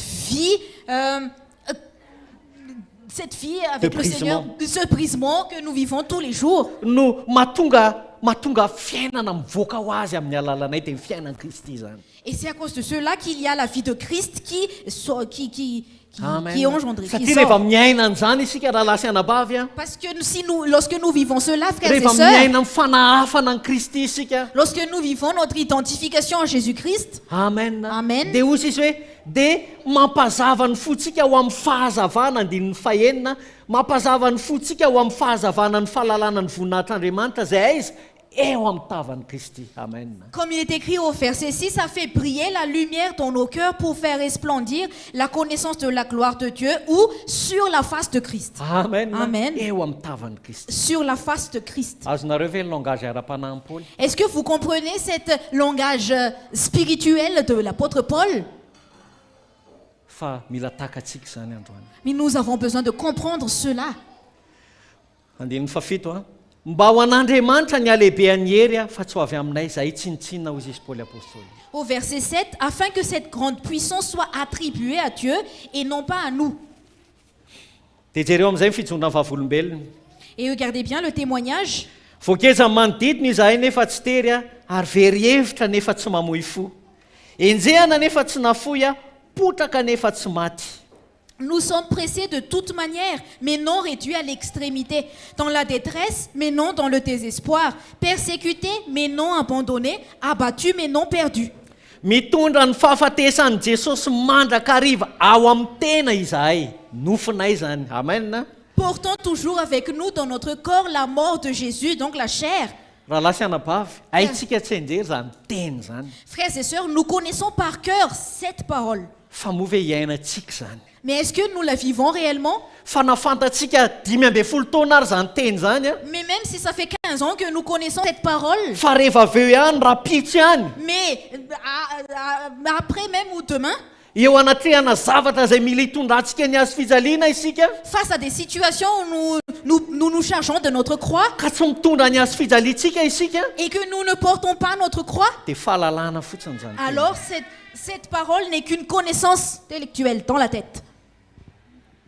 Dia tsy mitombo isika. Alors nous ne grandissons pas. 10 taontsika mafantatra ny fahamarinana, haitsika no mihoatra noho zany fandara koa zany mandahatra n'io teny io. Depuis 15 ans, nous connaissons la vérité, plus que même nous connaissons la vérité, Fa tsisy fiainana mivoaka amintsika. mais il n'y a pas de vie qui en découle. Fa rehefa manaiky isika no torotoronina, Mais lorsque nous acceptons d'être brisés, manaiky isika ny aina amin'ny ataoko amin'ny teny gasy amin'ny 10 hetsy isam-bolana, ray hetsy isam-bolana azafady a, mifangaro ny franc sy ny ariary.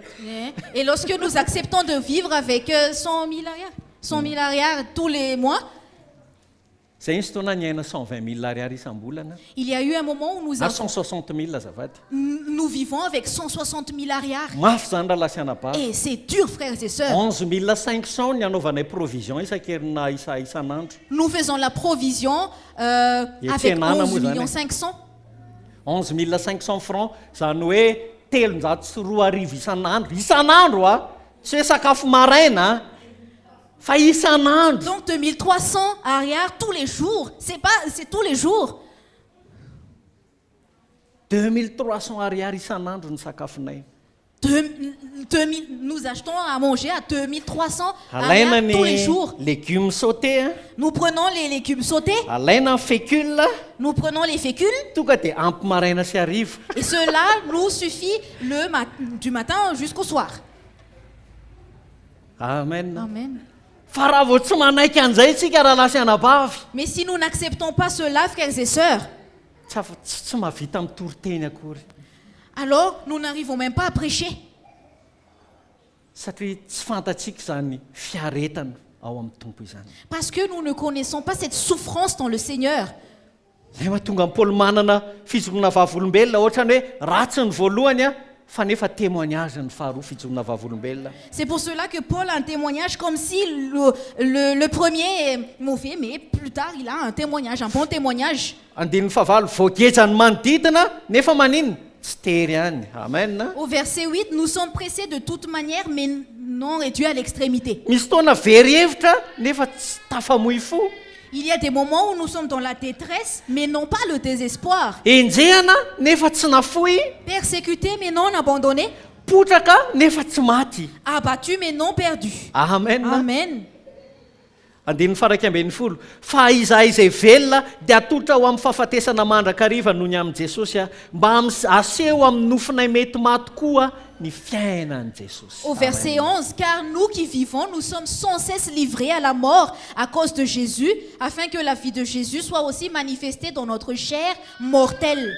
Koa ny fahafatesana no miasa ao aminay fa ny fiainana kosa amin'izay ho aminareo. Ainsi la mort agit en nous et la vie agit en vous. Amen. Amen.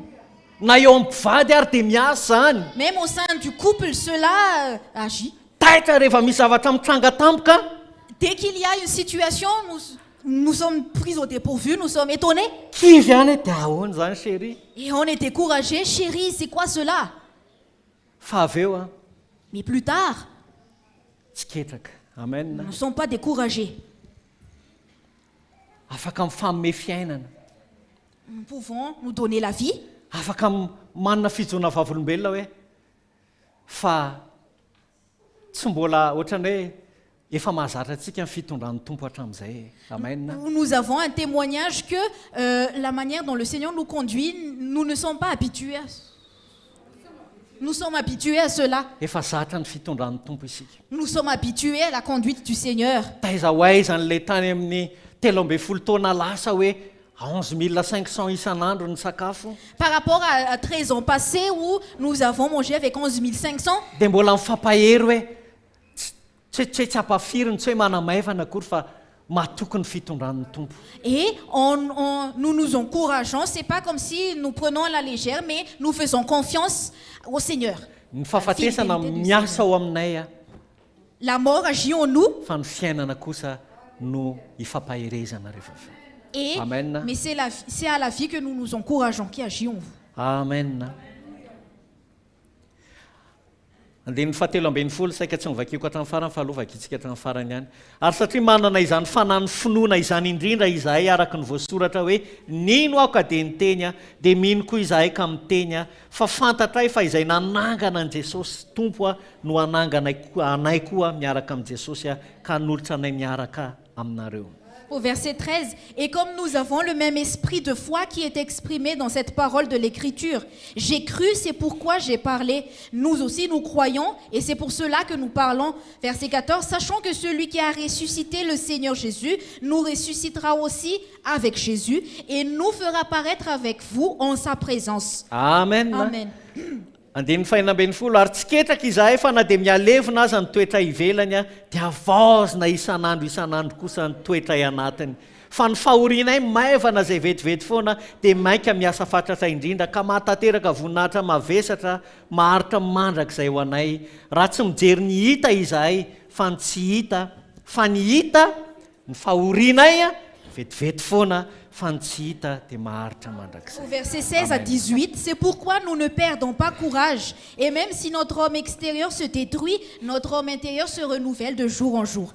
Car nos légères afflictions du moment présent produisent pour nous, au-delà de toute mesure, un poids éternel de gloire, parce que nous regardons non point aux choses visibles, mais à celles qui sont invisibles. Car les choses visibles sont passagères et les invisibles sont éternelles. Amen. Amen. Raha lasiana bavy. Tsy mijery ny hita isika fa ny tsy hita. Nous ne voyons pas les choses visibles, mais les invisibles. Ohatrany hoe tia teny Paoly apôstôly raha mbola eto an-tany ianareo Comme si l'apôtre Paul veut dire que tant que nous sommes sur cette terre, dia tsy maintsy hisedra zavatra ohatr'izay foana ho fanamboarana ny fonareo. nous allons toujours passer par cela pour travailler votre cœur. Mba tsy ho dify eo imasinareo ilay fanahany fanekena vaovao. Pour que l'esprit de la nouvelle alliance ne soit pas perdu à vos yeux. Mba tsy ho dify eo imasinareo ilay fahazavan'iny fa filazantsara ny voninahitry Kristy. Pour que la splendeur de l'évangile, de la gloire de Christ n'est pas perdue à vos yeux. Dia torianay aminareo zany Korintianina ozy izy. Alors nous vous prêchons cela Ary mila miaina an'izany ianareo. et vous devez vivre cela. Amen. Mila Amen. miaina an'izany ianareo. Vous devez vivre cela. naseho anay anareo marina rehetra hozy izy Paoly apôstôly. Nous vous avons montré la vérité. Ary aseho an'ny tompo amin'ny fiangonana ny marina rehetra ihany koa androany. Et le Seigneur montre la vérité à l'Église aujourd'hui. Fa raha vao tsy miaina an'izay réalité zay tsika, Mais si nous ne vivons pas cette réalité, dia tsy hahita ny fiainan'i Jesosy isika. nous n'allons pas voir la vie de Jésus. Tsy hahita fiainana eo anivon'ny zanakitsika izay mampitaraina antsika isan'andro. Nous n'allons pas voir la vie dans nos enfants où nous nous plaignons tous les Eo jours. amin'ny fitombontsika ara-panahy amin'ny akapobeany mihitsy. Dans notre croissance spirituelle en général. Fa mihodinkodina eo isika satria miezaka mitady vahaolana tahaka ny tsy mino araka ny tenen'ny Paoly apôstôly. Mais nous allons tourner en rond parce que nous cherchons des solutions charnelles comme l'apôtre Paul a dit. Ankehitriny hozy izy Paoly, eo ny fampianaran-diso zay renareo ny momba amiko momba ahy ny akamaroanareo aza efa nafoy ahy. Vous entendez la fausse doctrine et la majorité d'entre vous m'a renié. Nasehoko anareo marina. Je vous ai montré la vérité. Iza amin'izay aza no safidinareo. Alors vous choisissez laquelle? Andeha amin'ny sainareo hatrany ve ianareo? Est-ce que vous allez continuer à marcher selon votre connaissance? Sa hiainana zany fiainana zany. Votre pensée, où vous allez vivre cette vie? Izay takina ny nofontsika, momba atsika. Où nous avons besoin de crucifier, où ça demande notre vie, notre chair. Fa nefa kosa misy fiainana ao ambadika. Mais derrière cela, il y a une vie. Ny Paul efa mazava ny taridalany. Pour Paul, ny lalany efa mazava. Son chemin est clair. Ho ahy ihany koa isaoraka ny tompo noho ny fahasoavany rery ihany tsy amin'ny fireharehana akory. Et pour moi aussi, par sa grâce uniquement, tena isaoraka ny tompo afaka mandray an'izany lalany zany. Je remercie le Seigneur où je peux prendre ce chemin. Dia afaka miteny Paul eo amin'ny toko 5:10 ady amaraparana antsika azy. Et au chapitre 5 verset 10, Paul a dit, et pour terminer, fa satria hozy izy Paul na inona na mahafaly ny olona na tsy mahafaly ny olona dia resaka ny tribunalin'ny Kristy Paul fitsaran'ny Kristy. Parce que ça plaise aux gens ou non, Paul va parler du tribunal de Christ. Fa isika rehetra dia samy tsy maintsy hita toetra miharihary eo amin'ny fitsaran'ny Kristy. Mba handraisan'ny olona rehetra izay zavatra nataon'ny tenany teo amin'ny nofony, zavatra nekeny zany teo amin'ny tenany dia arak'izay nataony na tsara na ratsy. Car il nous faut tous comparaître devant le tribunal de Christ afin que chacun reçoive selon le bien ou le mal qu'il aura fait étant dans son corps. Satria raha ao anatin'izay fanorenan'izay izay fanahy ny fanekena vaovao zay. Parce que si nous sommes dans cet esprit de la nouvelle alliance, miezaka manahaka an Jesosy où nous nous efforçons de nous identifier à Jésus, amin'ny fijaliany fahafatesany eny hatramin'ny fitsanganany, dans sa souffrance, dans sa mort et dans sa résurrection, dia misy fandripahalemana ny fiainantsika. alors il y a une sécurité dans notre vie. Azo antoka ary zaho izy Paul miaina an'izany Il y a une assurance et Paul a dit que je vivais cela. ary tao anatiny mihitsy Paul milaza ny momba ny fitsaran'ny Kristy. Et c'est même dedans où Paul a parlé du tribunal de Christ. Na dia hitanareo tahaka zao aza ny momba aho izy izy Même si vous voyez ma situation telle qu'elle est comme ceci, tsy mampiozongozona niza na hiala amiko ary zao tontolo zao. cela ne va pas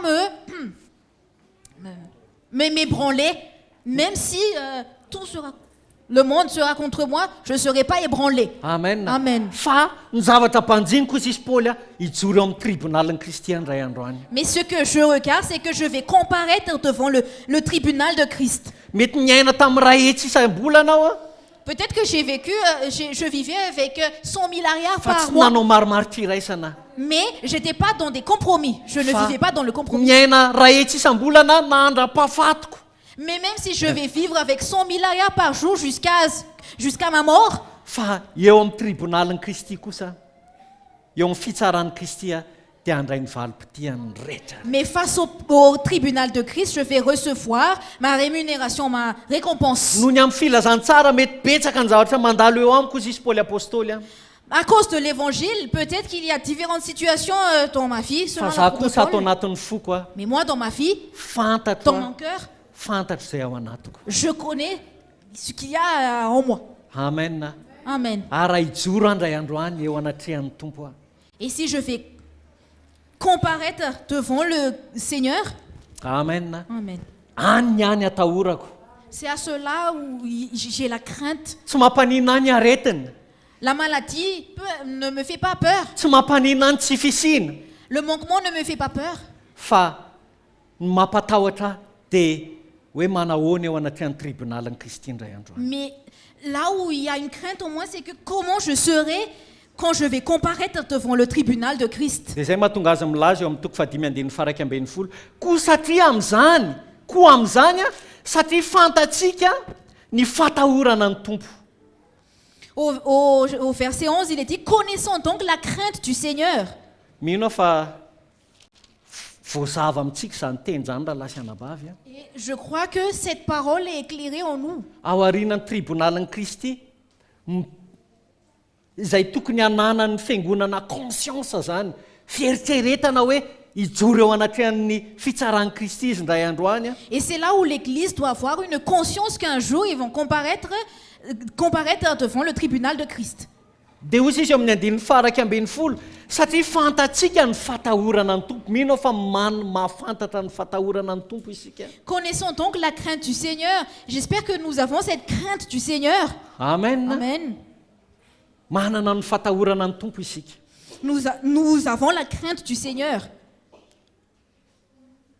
Efa zany hoe tokony en connaissance de cause, olona tokony mahafantatra avokoa isika zany. Donc nous devons être en connaissance de cause. Eo anatrehan'ny fitondran-tenantsika rehetrarehetra eto an-tany. Face à notre attitude ici sur terre. Ny fanapahan-kevitra raisitsika rehetra. Les décisions que nous prenons. Hoentintsika eo anatrehan'ny tompo zany iray andro any. Nous allons emmener cela devant le Seigneur un Izay jour. mahatonga azy milaza hoe koa satria mahafantatra ny fatahorana ny tompo ianareo. Amen. C'est pour cela qu'il a dit connaissons donc la crainte du Seigneur. Mino fa tsy misy olona eto na dia anankiray aza tsy mahafantatra fa hijoro eo anatrehan'ny tompo izy indray andro any. J'espère qu'il n'y a pas ici ne serait-ce qu'une personne qui ne connaît pas qu'un jour il va comparaître devant le Seigneur. Fa nahoana patsivon'ny Paoly apôstôly isaorantsika ny tompo. Mais l'apôtre Paul nous rappelle cela et nous remercions le Seigneur. Hoe ny fiangonana tokony mahafantatra ny fatahorana ny tompo. Que l'Église doit avoir cette crainte du Seigneur. Dia satria misy izay fatahorana ny tompo zay Et comme il y a cette crainte du Seigneur, dia hozy izy dia ny olona no ampanekena. Amen. Alors il a dit nous cherchons à convaincre les hommes. Amen. Amen. Jerenareo tsy miembotra amin'ny fahazavana ananany eo anatin'ny fony mihitsy ny apôstôly Paoly. Regardez, l'apôtre Paul ne recule pas du tout avec la lumière qu'il a dans son cœur. Amin'izay fahazavana izay hozy izy dia hozy ny olona no ampanekena fa amin'Andriamanitra kosa dia efa voaseho rahateo izahay ary manatena aho fa efa voaseho amin'ny fieritreretanareo koa. Nous cherchons à convaincre les hommes. Dieu nous connaît et j'espère que dans vos consciences, vous nous connaissez aussi. Amen. Amen. Raha eo anatrehan'Andriamanitra efa fantatry ny tompo aho. Face à Dieu, le Seigneur me connaît. Fa mino fa eto anatrehanareo ihany koa eo anatrehan'ny fieritreretanareo izy Paoly apôstôly. Mais j'espère que dans vos consciences, a dit Paul, dia azonareo ny langage, azonareo ny fomba fiteniko. alors vous comprenez mon langage. Amen. Amen. Andininy 2:20 tsy hiverina midera-tena indray aminareo izahay satria mirehare Paoly ny amin'iny ny amin'ny filazantsara ny amin'ny maizy azy. Amen. Nous ne nous recommandons pas de nouveau nous-mêmes auprès de vous, mais nous nous donnons l'occasion de vous glorifier à notre sujet. Mino fa tsy ny fari-piainana no mamaritra hoe iza isika. Amen. J'espère que c'est pas notre situation dans notre vie qui mesure. Hoe zay ambanimbany fari-piainana dia ambanimbany ara-panahy. Que ceux qui sont simples sont faibles dans l'esprit. Fa mivavaka aho mba tena mirapiratra ao am-potsika ny fahazavan'ny filazantsara ny Kristy. Mais je prie pour que la splendeur de l'évangile soit dans notre cœur. Amen. Amen. L'évangile. Amen.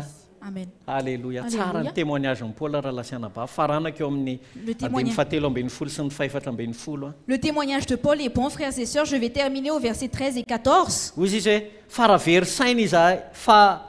saina izahay dia ho an'Andriamanitra, fa raha tsy very saina izahay dia ho anareo. En effet, si je suis hors de sens, c'est pour Dieu.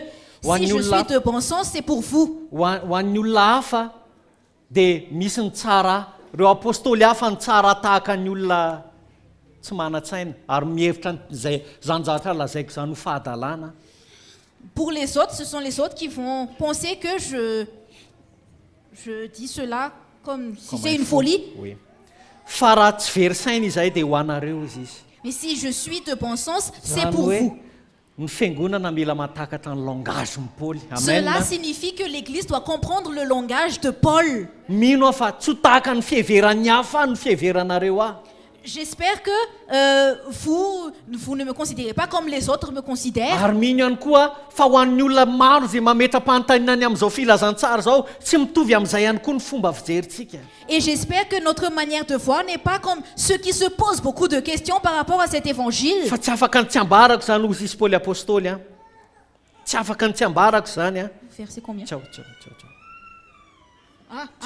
Parce que je ne peux pas ne pas prêcher cela.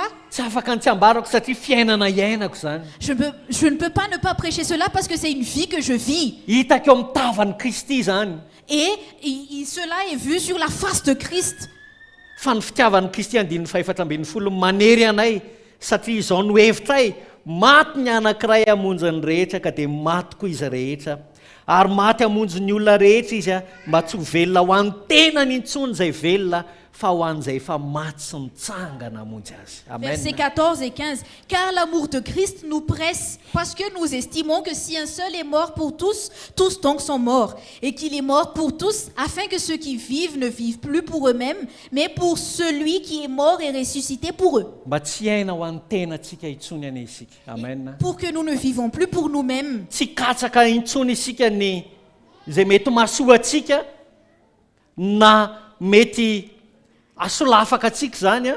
Que nous ne cherchons plus ce qui peut nous faire chuter ou tout ce qui nous pensons que c'est bien pour nous. Fa iaina kosa isika ho an'ny Kristy. Mais Amen. que nous allons vivre pour Christ. Dia eo Paoly apôstôly hozy izy hoe mihavana amin'Andriamanitra ianareo. Et c'est là où l'apôtre Paul a dit, soyez réconciliés avec Dieu. Satria betsaka ny olona noho tsy fitondrana ny azo fijaliana tsy tafahavana amin'Andriamanitra. Parce qu'il y a plusieurs, à cause du fait qu'ils ne portent pas leur croix, ils ne sont pas réconciliés avec Dieu. Tsy ao anatin'ny fieritreretana izy ireo fa hijoro eo anatrehan'ny tribonalin'ny Kristy a. Ils ne sont pas conscients qu'ils vont comparaître devant le tribunal de Christ. Tsy mahafantatra ny fatahorana ny tompo akory izy ireo a. Ils ne connaissent pas la crainte du Seigneur. Izay mahatonga Paul mampatsiahy hoe mino fa fantatra reo ny fatahorana ny tompo. Et c'est pour cela que Paul nous rappelle, que j'espère que vous connaissez la crainte du Seigneur. Ka noho izany a eo anatrehan'ny zavatra tsy haiko izay naharesy lahatra anareo tany hozy isy Paoly apôstôly a. Et donc face à ceux qui vous a convaincu quelque part, a dit Paul, Misy an'ireo olona izay vulnérable na marivo salosana. il y a eu des gens qui sont vulnérables. Tsy haiko hoe ny sasany hoe kivy ihanina Pour certains, kivy ny anankiray il y en a un qui est découragé. tsy mahafantatra akory izy inona ny antony makivy azy a fa tonga dia kivy miaraka aminy fotsiny izy. Il ne connaît même pas la raison pourquoi il est découragé, mais lui aussi il est découragé avec Ary aza mino fa découragé. karazana influence ohatr'izany nahazon'ny olona tato amin'ny fiangonan'ny Korinto a. Et moi je crois que c'est une influence comme telle qui a eu qui s'est passé aux Corinthiens. Dia hozy izy Paoly amin'ny andinin'ny faharoapolo tia ny andinin'ny vakiko farany a andinin'ny faharoapolo a. Alors le dernier verset au verset 20. Koa dia iraka solon'ny Kristy izahay a toa an'Andriamanitra mangataka anay aminareo. Solon'ny Kristy izahay ka mangataka indrindra aminareo mihavana amin'Andriamanitra ne ianareo. Nous faisons donc les fonctions d'ambassadeurs du Christ comme si Dieu exhortait par nous. Nous vous en supplions au nom de Christ, soyez réconciliés avec Dieu. Ny zavatra andalovanareo Ce que vous traversez, dia ao ambany fifehezako. c'est sous son contrôle. Fa aoka tsy andeha amin'ny fahalalànareo intsony ianareo. Mais que vous ne marchez plus selon votre connaissance, Fa mandehana amin'ny fahazavan'ny filazantsara ny tompo. mais marchez sous la lumière de l'évangile du Seigneur. Fa na Jesosy azy tsy nalala ota andinin'ny faraiky amin'ny roapolo a dia efa natao ny ota tsy noho ny amin'ny Jesosy efa natao ota Jesosy hamonjy atsika mba ho tonga famarinana ao aminy koa isika. Au verset 21, celui qui n'a point connu le péché, donc Jésus, il l'a fait devenir péché pour nous, afin que nous devenions en lui justice de Dieu. Zany hoe raha takatrareo zany fahazavana zany, Et donc si vous comprenez cette lumière, ninona andalovanareo, peu importe ce que vous traversez, mandalo tsy fisininareo rapitso, demain vous allez, vous serez dans le manquement, mandalo tsy fahasalamanareo rapitso, vous serez dans la maladie demain, fa mifahatra tsara ianareo, tsy miozongozona amin'ny finoanareo. mais votre foi est inébranlable. Satria na Jesosy izay tsy nalala ota aza natao ota hamonjy antsika, Parce que même Jésus qui n'a point connu le péché est devenu péché pour nous, mba tonga antsika ho famarinan'Andriamanitra ao aminy ihany koa, afin que nous devenions aussi en lui justice de Dieu.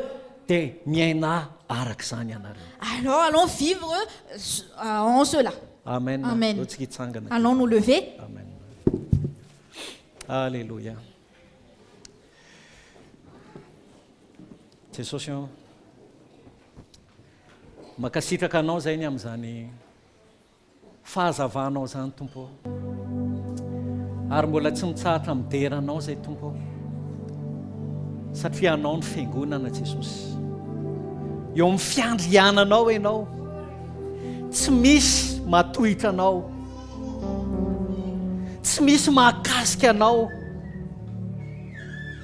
Niza Andriamanitra, manana fanjakana tsy azo ampiororona ianao.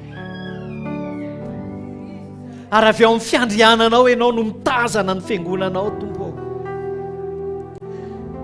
Misy antony mahatona hampandalovinao an'izany fiainan'izany ny apôstôly Paoly, izay tena isaorana be dia be anao Tompo, satria nandalo situation, nandalo trangan-javatra niseho ny fiangonan'ny Korinto.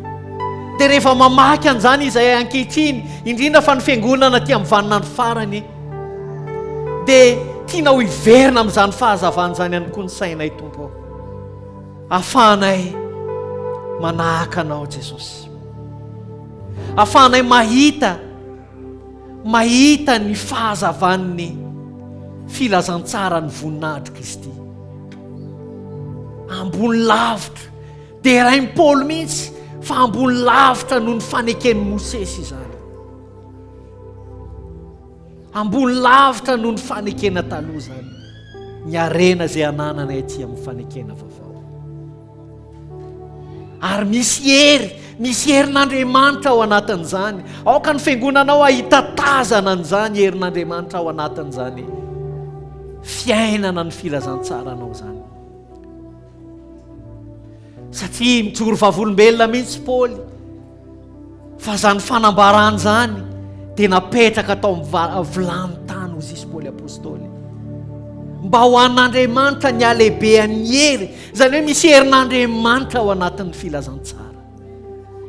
Ho an'izay rehetra manandrana ny filazantsara, ho an'izay rehetra miaina an'izany filazantsara zany, dia misy herin'Andriamanitra ao anatin'izany. Tompo tario ny fiangonanao, niza mba afaka hiaina ao anatin'izany. Saotra Tompo. Alléluia. Alléluia.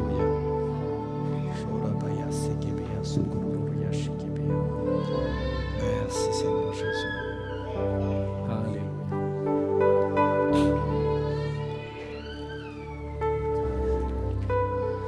Merci Seigneur Jésus.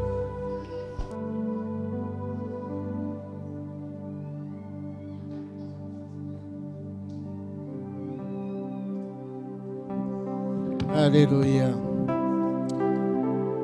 Tsara ny Tompo misaotrany amin'ny teniny, ary faly miarabantsika rehetra amin'ny Jesosy, miaraba ihany koa izay rehetra mijery en ligne.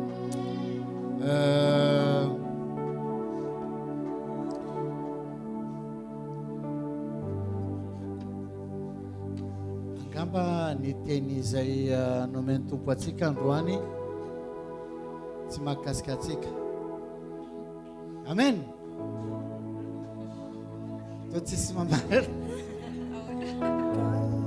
mahakasika atsika sa tsy mahakasika atsika? So dia mahakasika n'olona ny ivelany. Misaotra ny Tompo zany, satria tenin'Andriamanitra milaza hoe Andriamanitra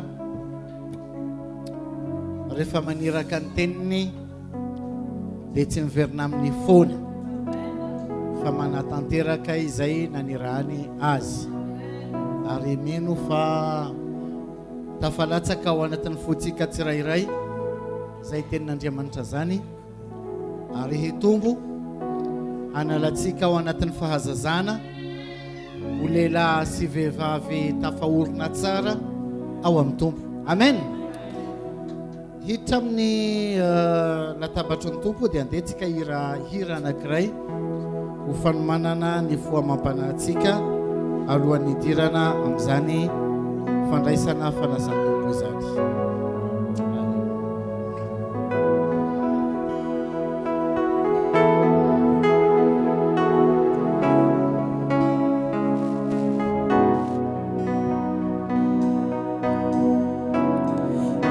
Sakini maenu ao si mahita suratra hoe Kalvari tetsarukanao Kristi nitaly diari peri tsinamali nadatajayana akasunitani napande ficambukuyana nefade afaka nanaisujatani uani tenana Timasakanu lumbeluna saniachata mina ariturina fanyaina mitsinuna tasuruna sesosio mafaichalo chare sesosisa nikarimahani Nazukwatawe itilifu kumekwana isa maunena ifutuku ninasu anoritupu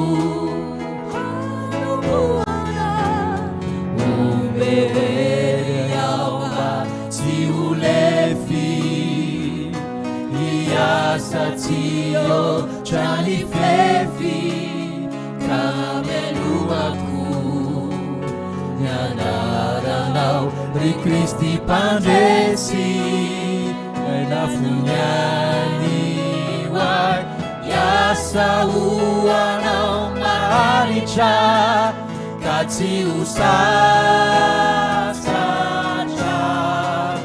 Nawe itaraina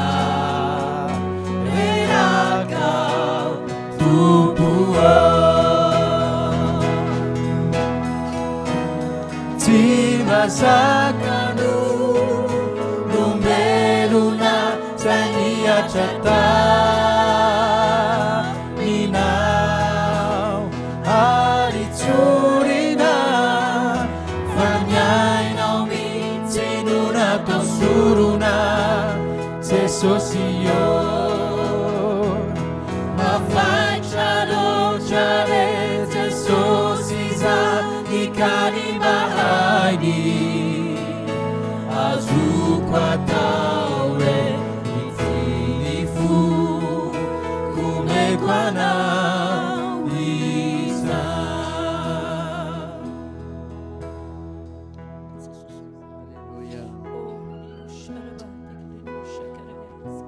Aleluia. Msotra nao Jesus. Msotra nao tumponi amni ainao izay natolotrao ufanafotana anay. Nilozanao ny voninahitrao, ny seza fiandriananao.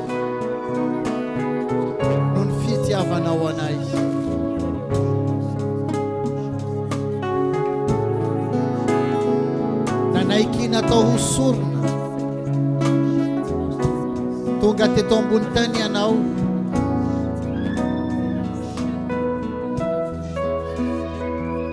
ilay Andriamanitra lehibe ilay mpanjaka ny mpanjaka sy ny tompony nanaiky ianao mba natao ho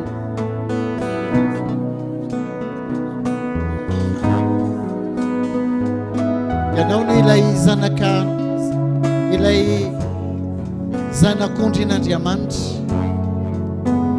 izay tsy misy klema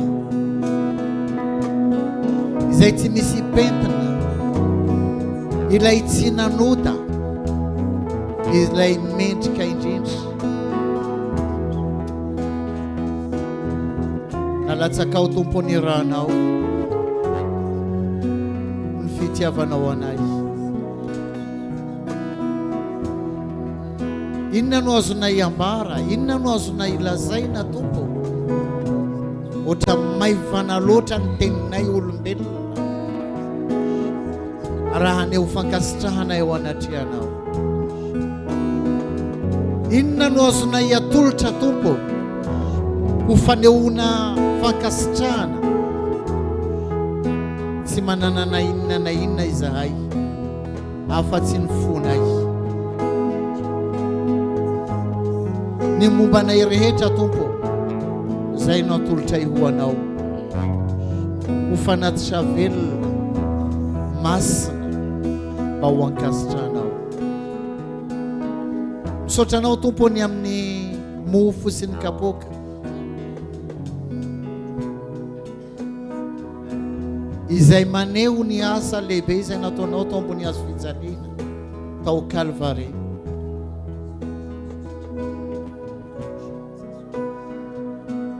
mofo sy ny kapoka izay ahatonganay atsiaro fa raha tsy maty ianao dia tsy voavonjy izahay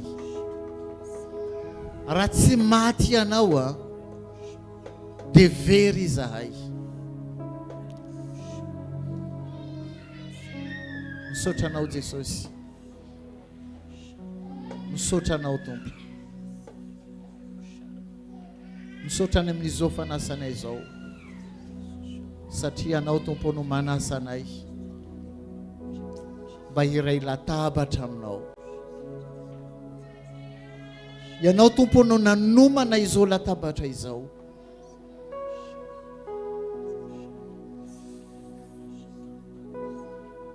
mankasitraka anao Jesosy Alleluia Amen afaka mandroso itsika mandray ny mofo sy ny kapoka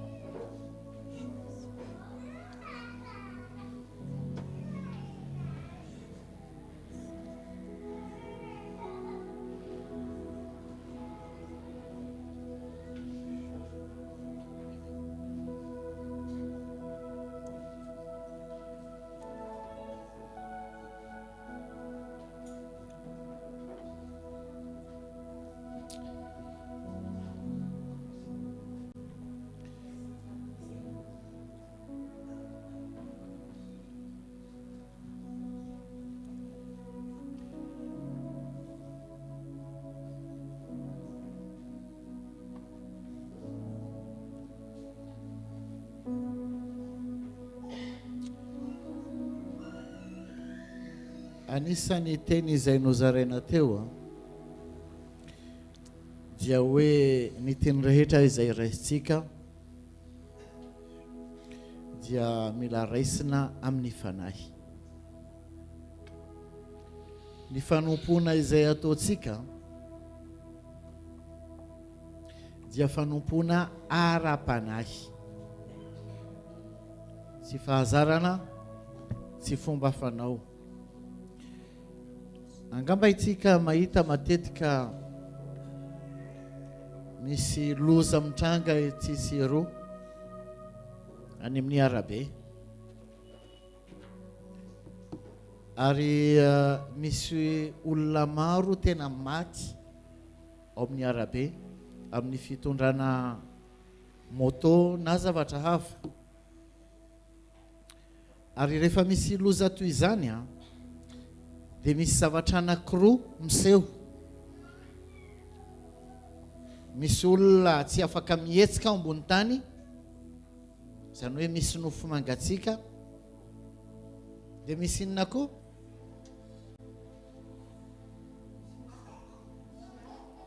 Misy zavatra hita. Inona ankoatran'ilay nofo mangatsiaka? Misy inona? Misy rà.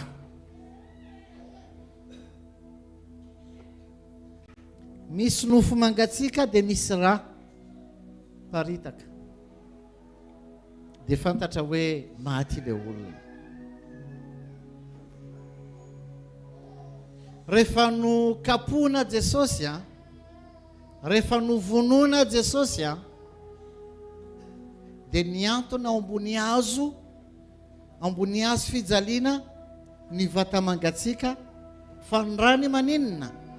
Latsaka. Ny ala tamin'ny tenany ny rany. Zay ny fanehoana ny mofo sy ny tovay. Misaraka.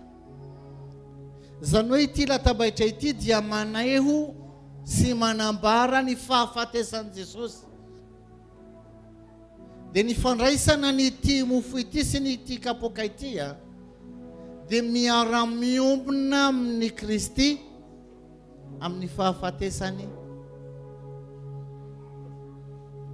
Ary ihany koa satria tsy maty fa nitsangana tamin'ny maty, Jesosy dia miara-miombona amin'ny fahoriany, amin'ny fijaliany, amin'ny fahafatesany sy amin'ny fitsanganany amin'ny maty. Amen.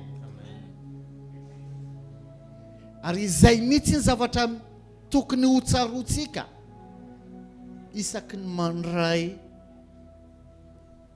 ny latabatry ny tompo. Daotsika hihinana ny mofo araka ny baiko nomeny tompo atsika.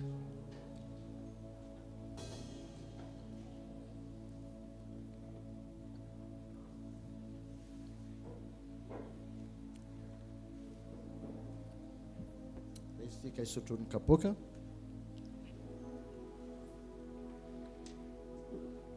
Misaotra anao Jesosy. Misaotra anao Tompo satria afaka niray latabatra taminao. Afaka mahatsiaro ny famonjena izay natolotra ao ho anay. Famonjena izay niraisinay maimaim-pona nefa nisy vidiny lafo be taminao.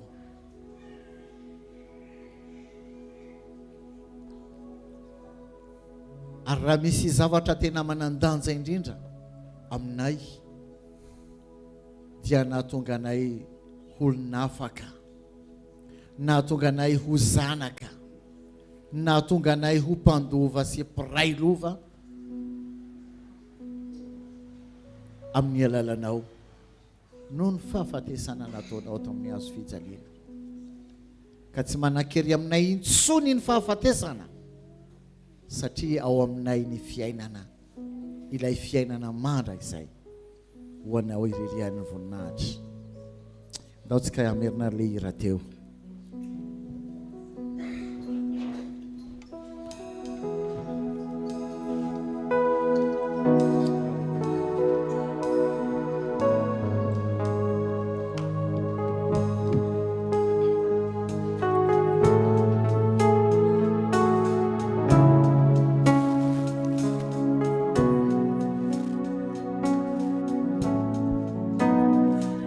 sakini maenua siamahita suratrawe Calvary tetsarukianao Kristi nitaly niari pery tsy namaly nalatsajany anao noho ireo ankasony tany napandefitra moko ianao nefa dia afaka nanaisotra jaly hoany tenanao tsy bazakano lombelona zay niatra taminao ary tsorina fa niainao mihitsy no natao sorona Jesosy mafaitra loatra re Jesosy zany kanibahany no azoko atao hoe itifo kumeko anao izaho maonena ny fotoko ny nahazo anao ry tompo ranomboana omeo ery aho mba tsy ho levy hiasa tsy oatra ny fefy ka melomako ny anaranao ry Kristy mpandresy Funyainiwai yasa uanao maharitra kati usasacha nawe itaraina rerakau tubuo Tibazakanu lumbeluna zaniacha taminao ary tsorina fanyainao mihitsy no natao sorona Jesosy mafaitra loatra re Jesosy zany karibahany azoko atao hoe itinifo kumeko anao izaho.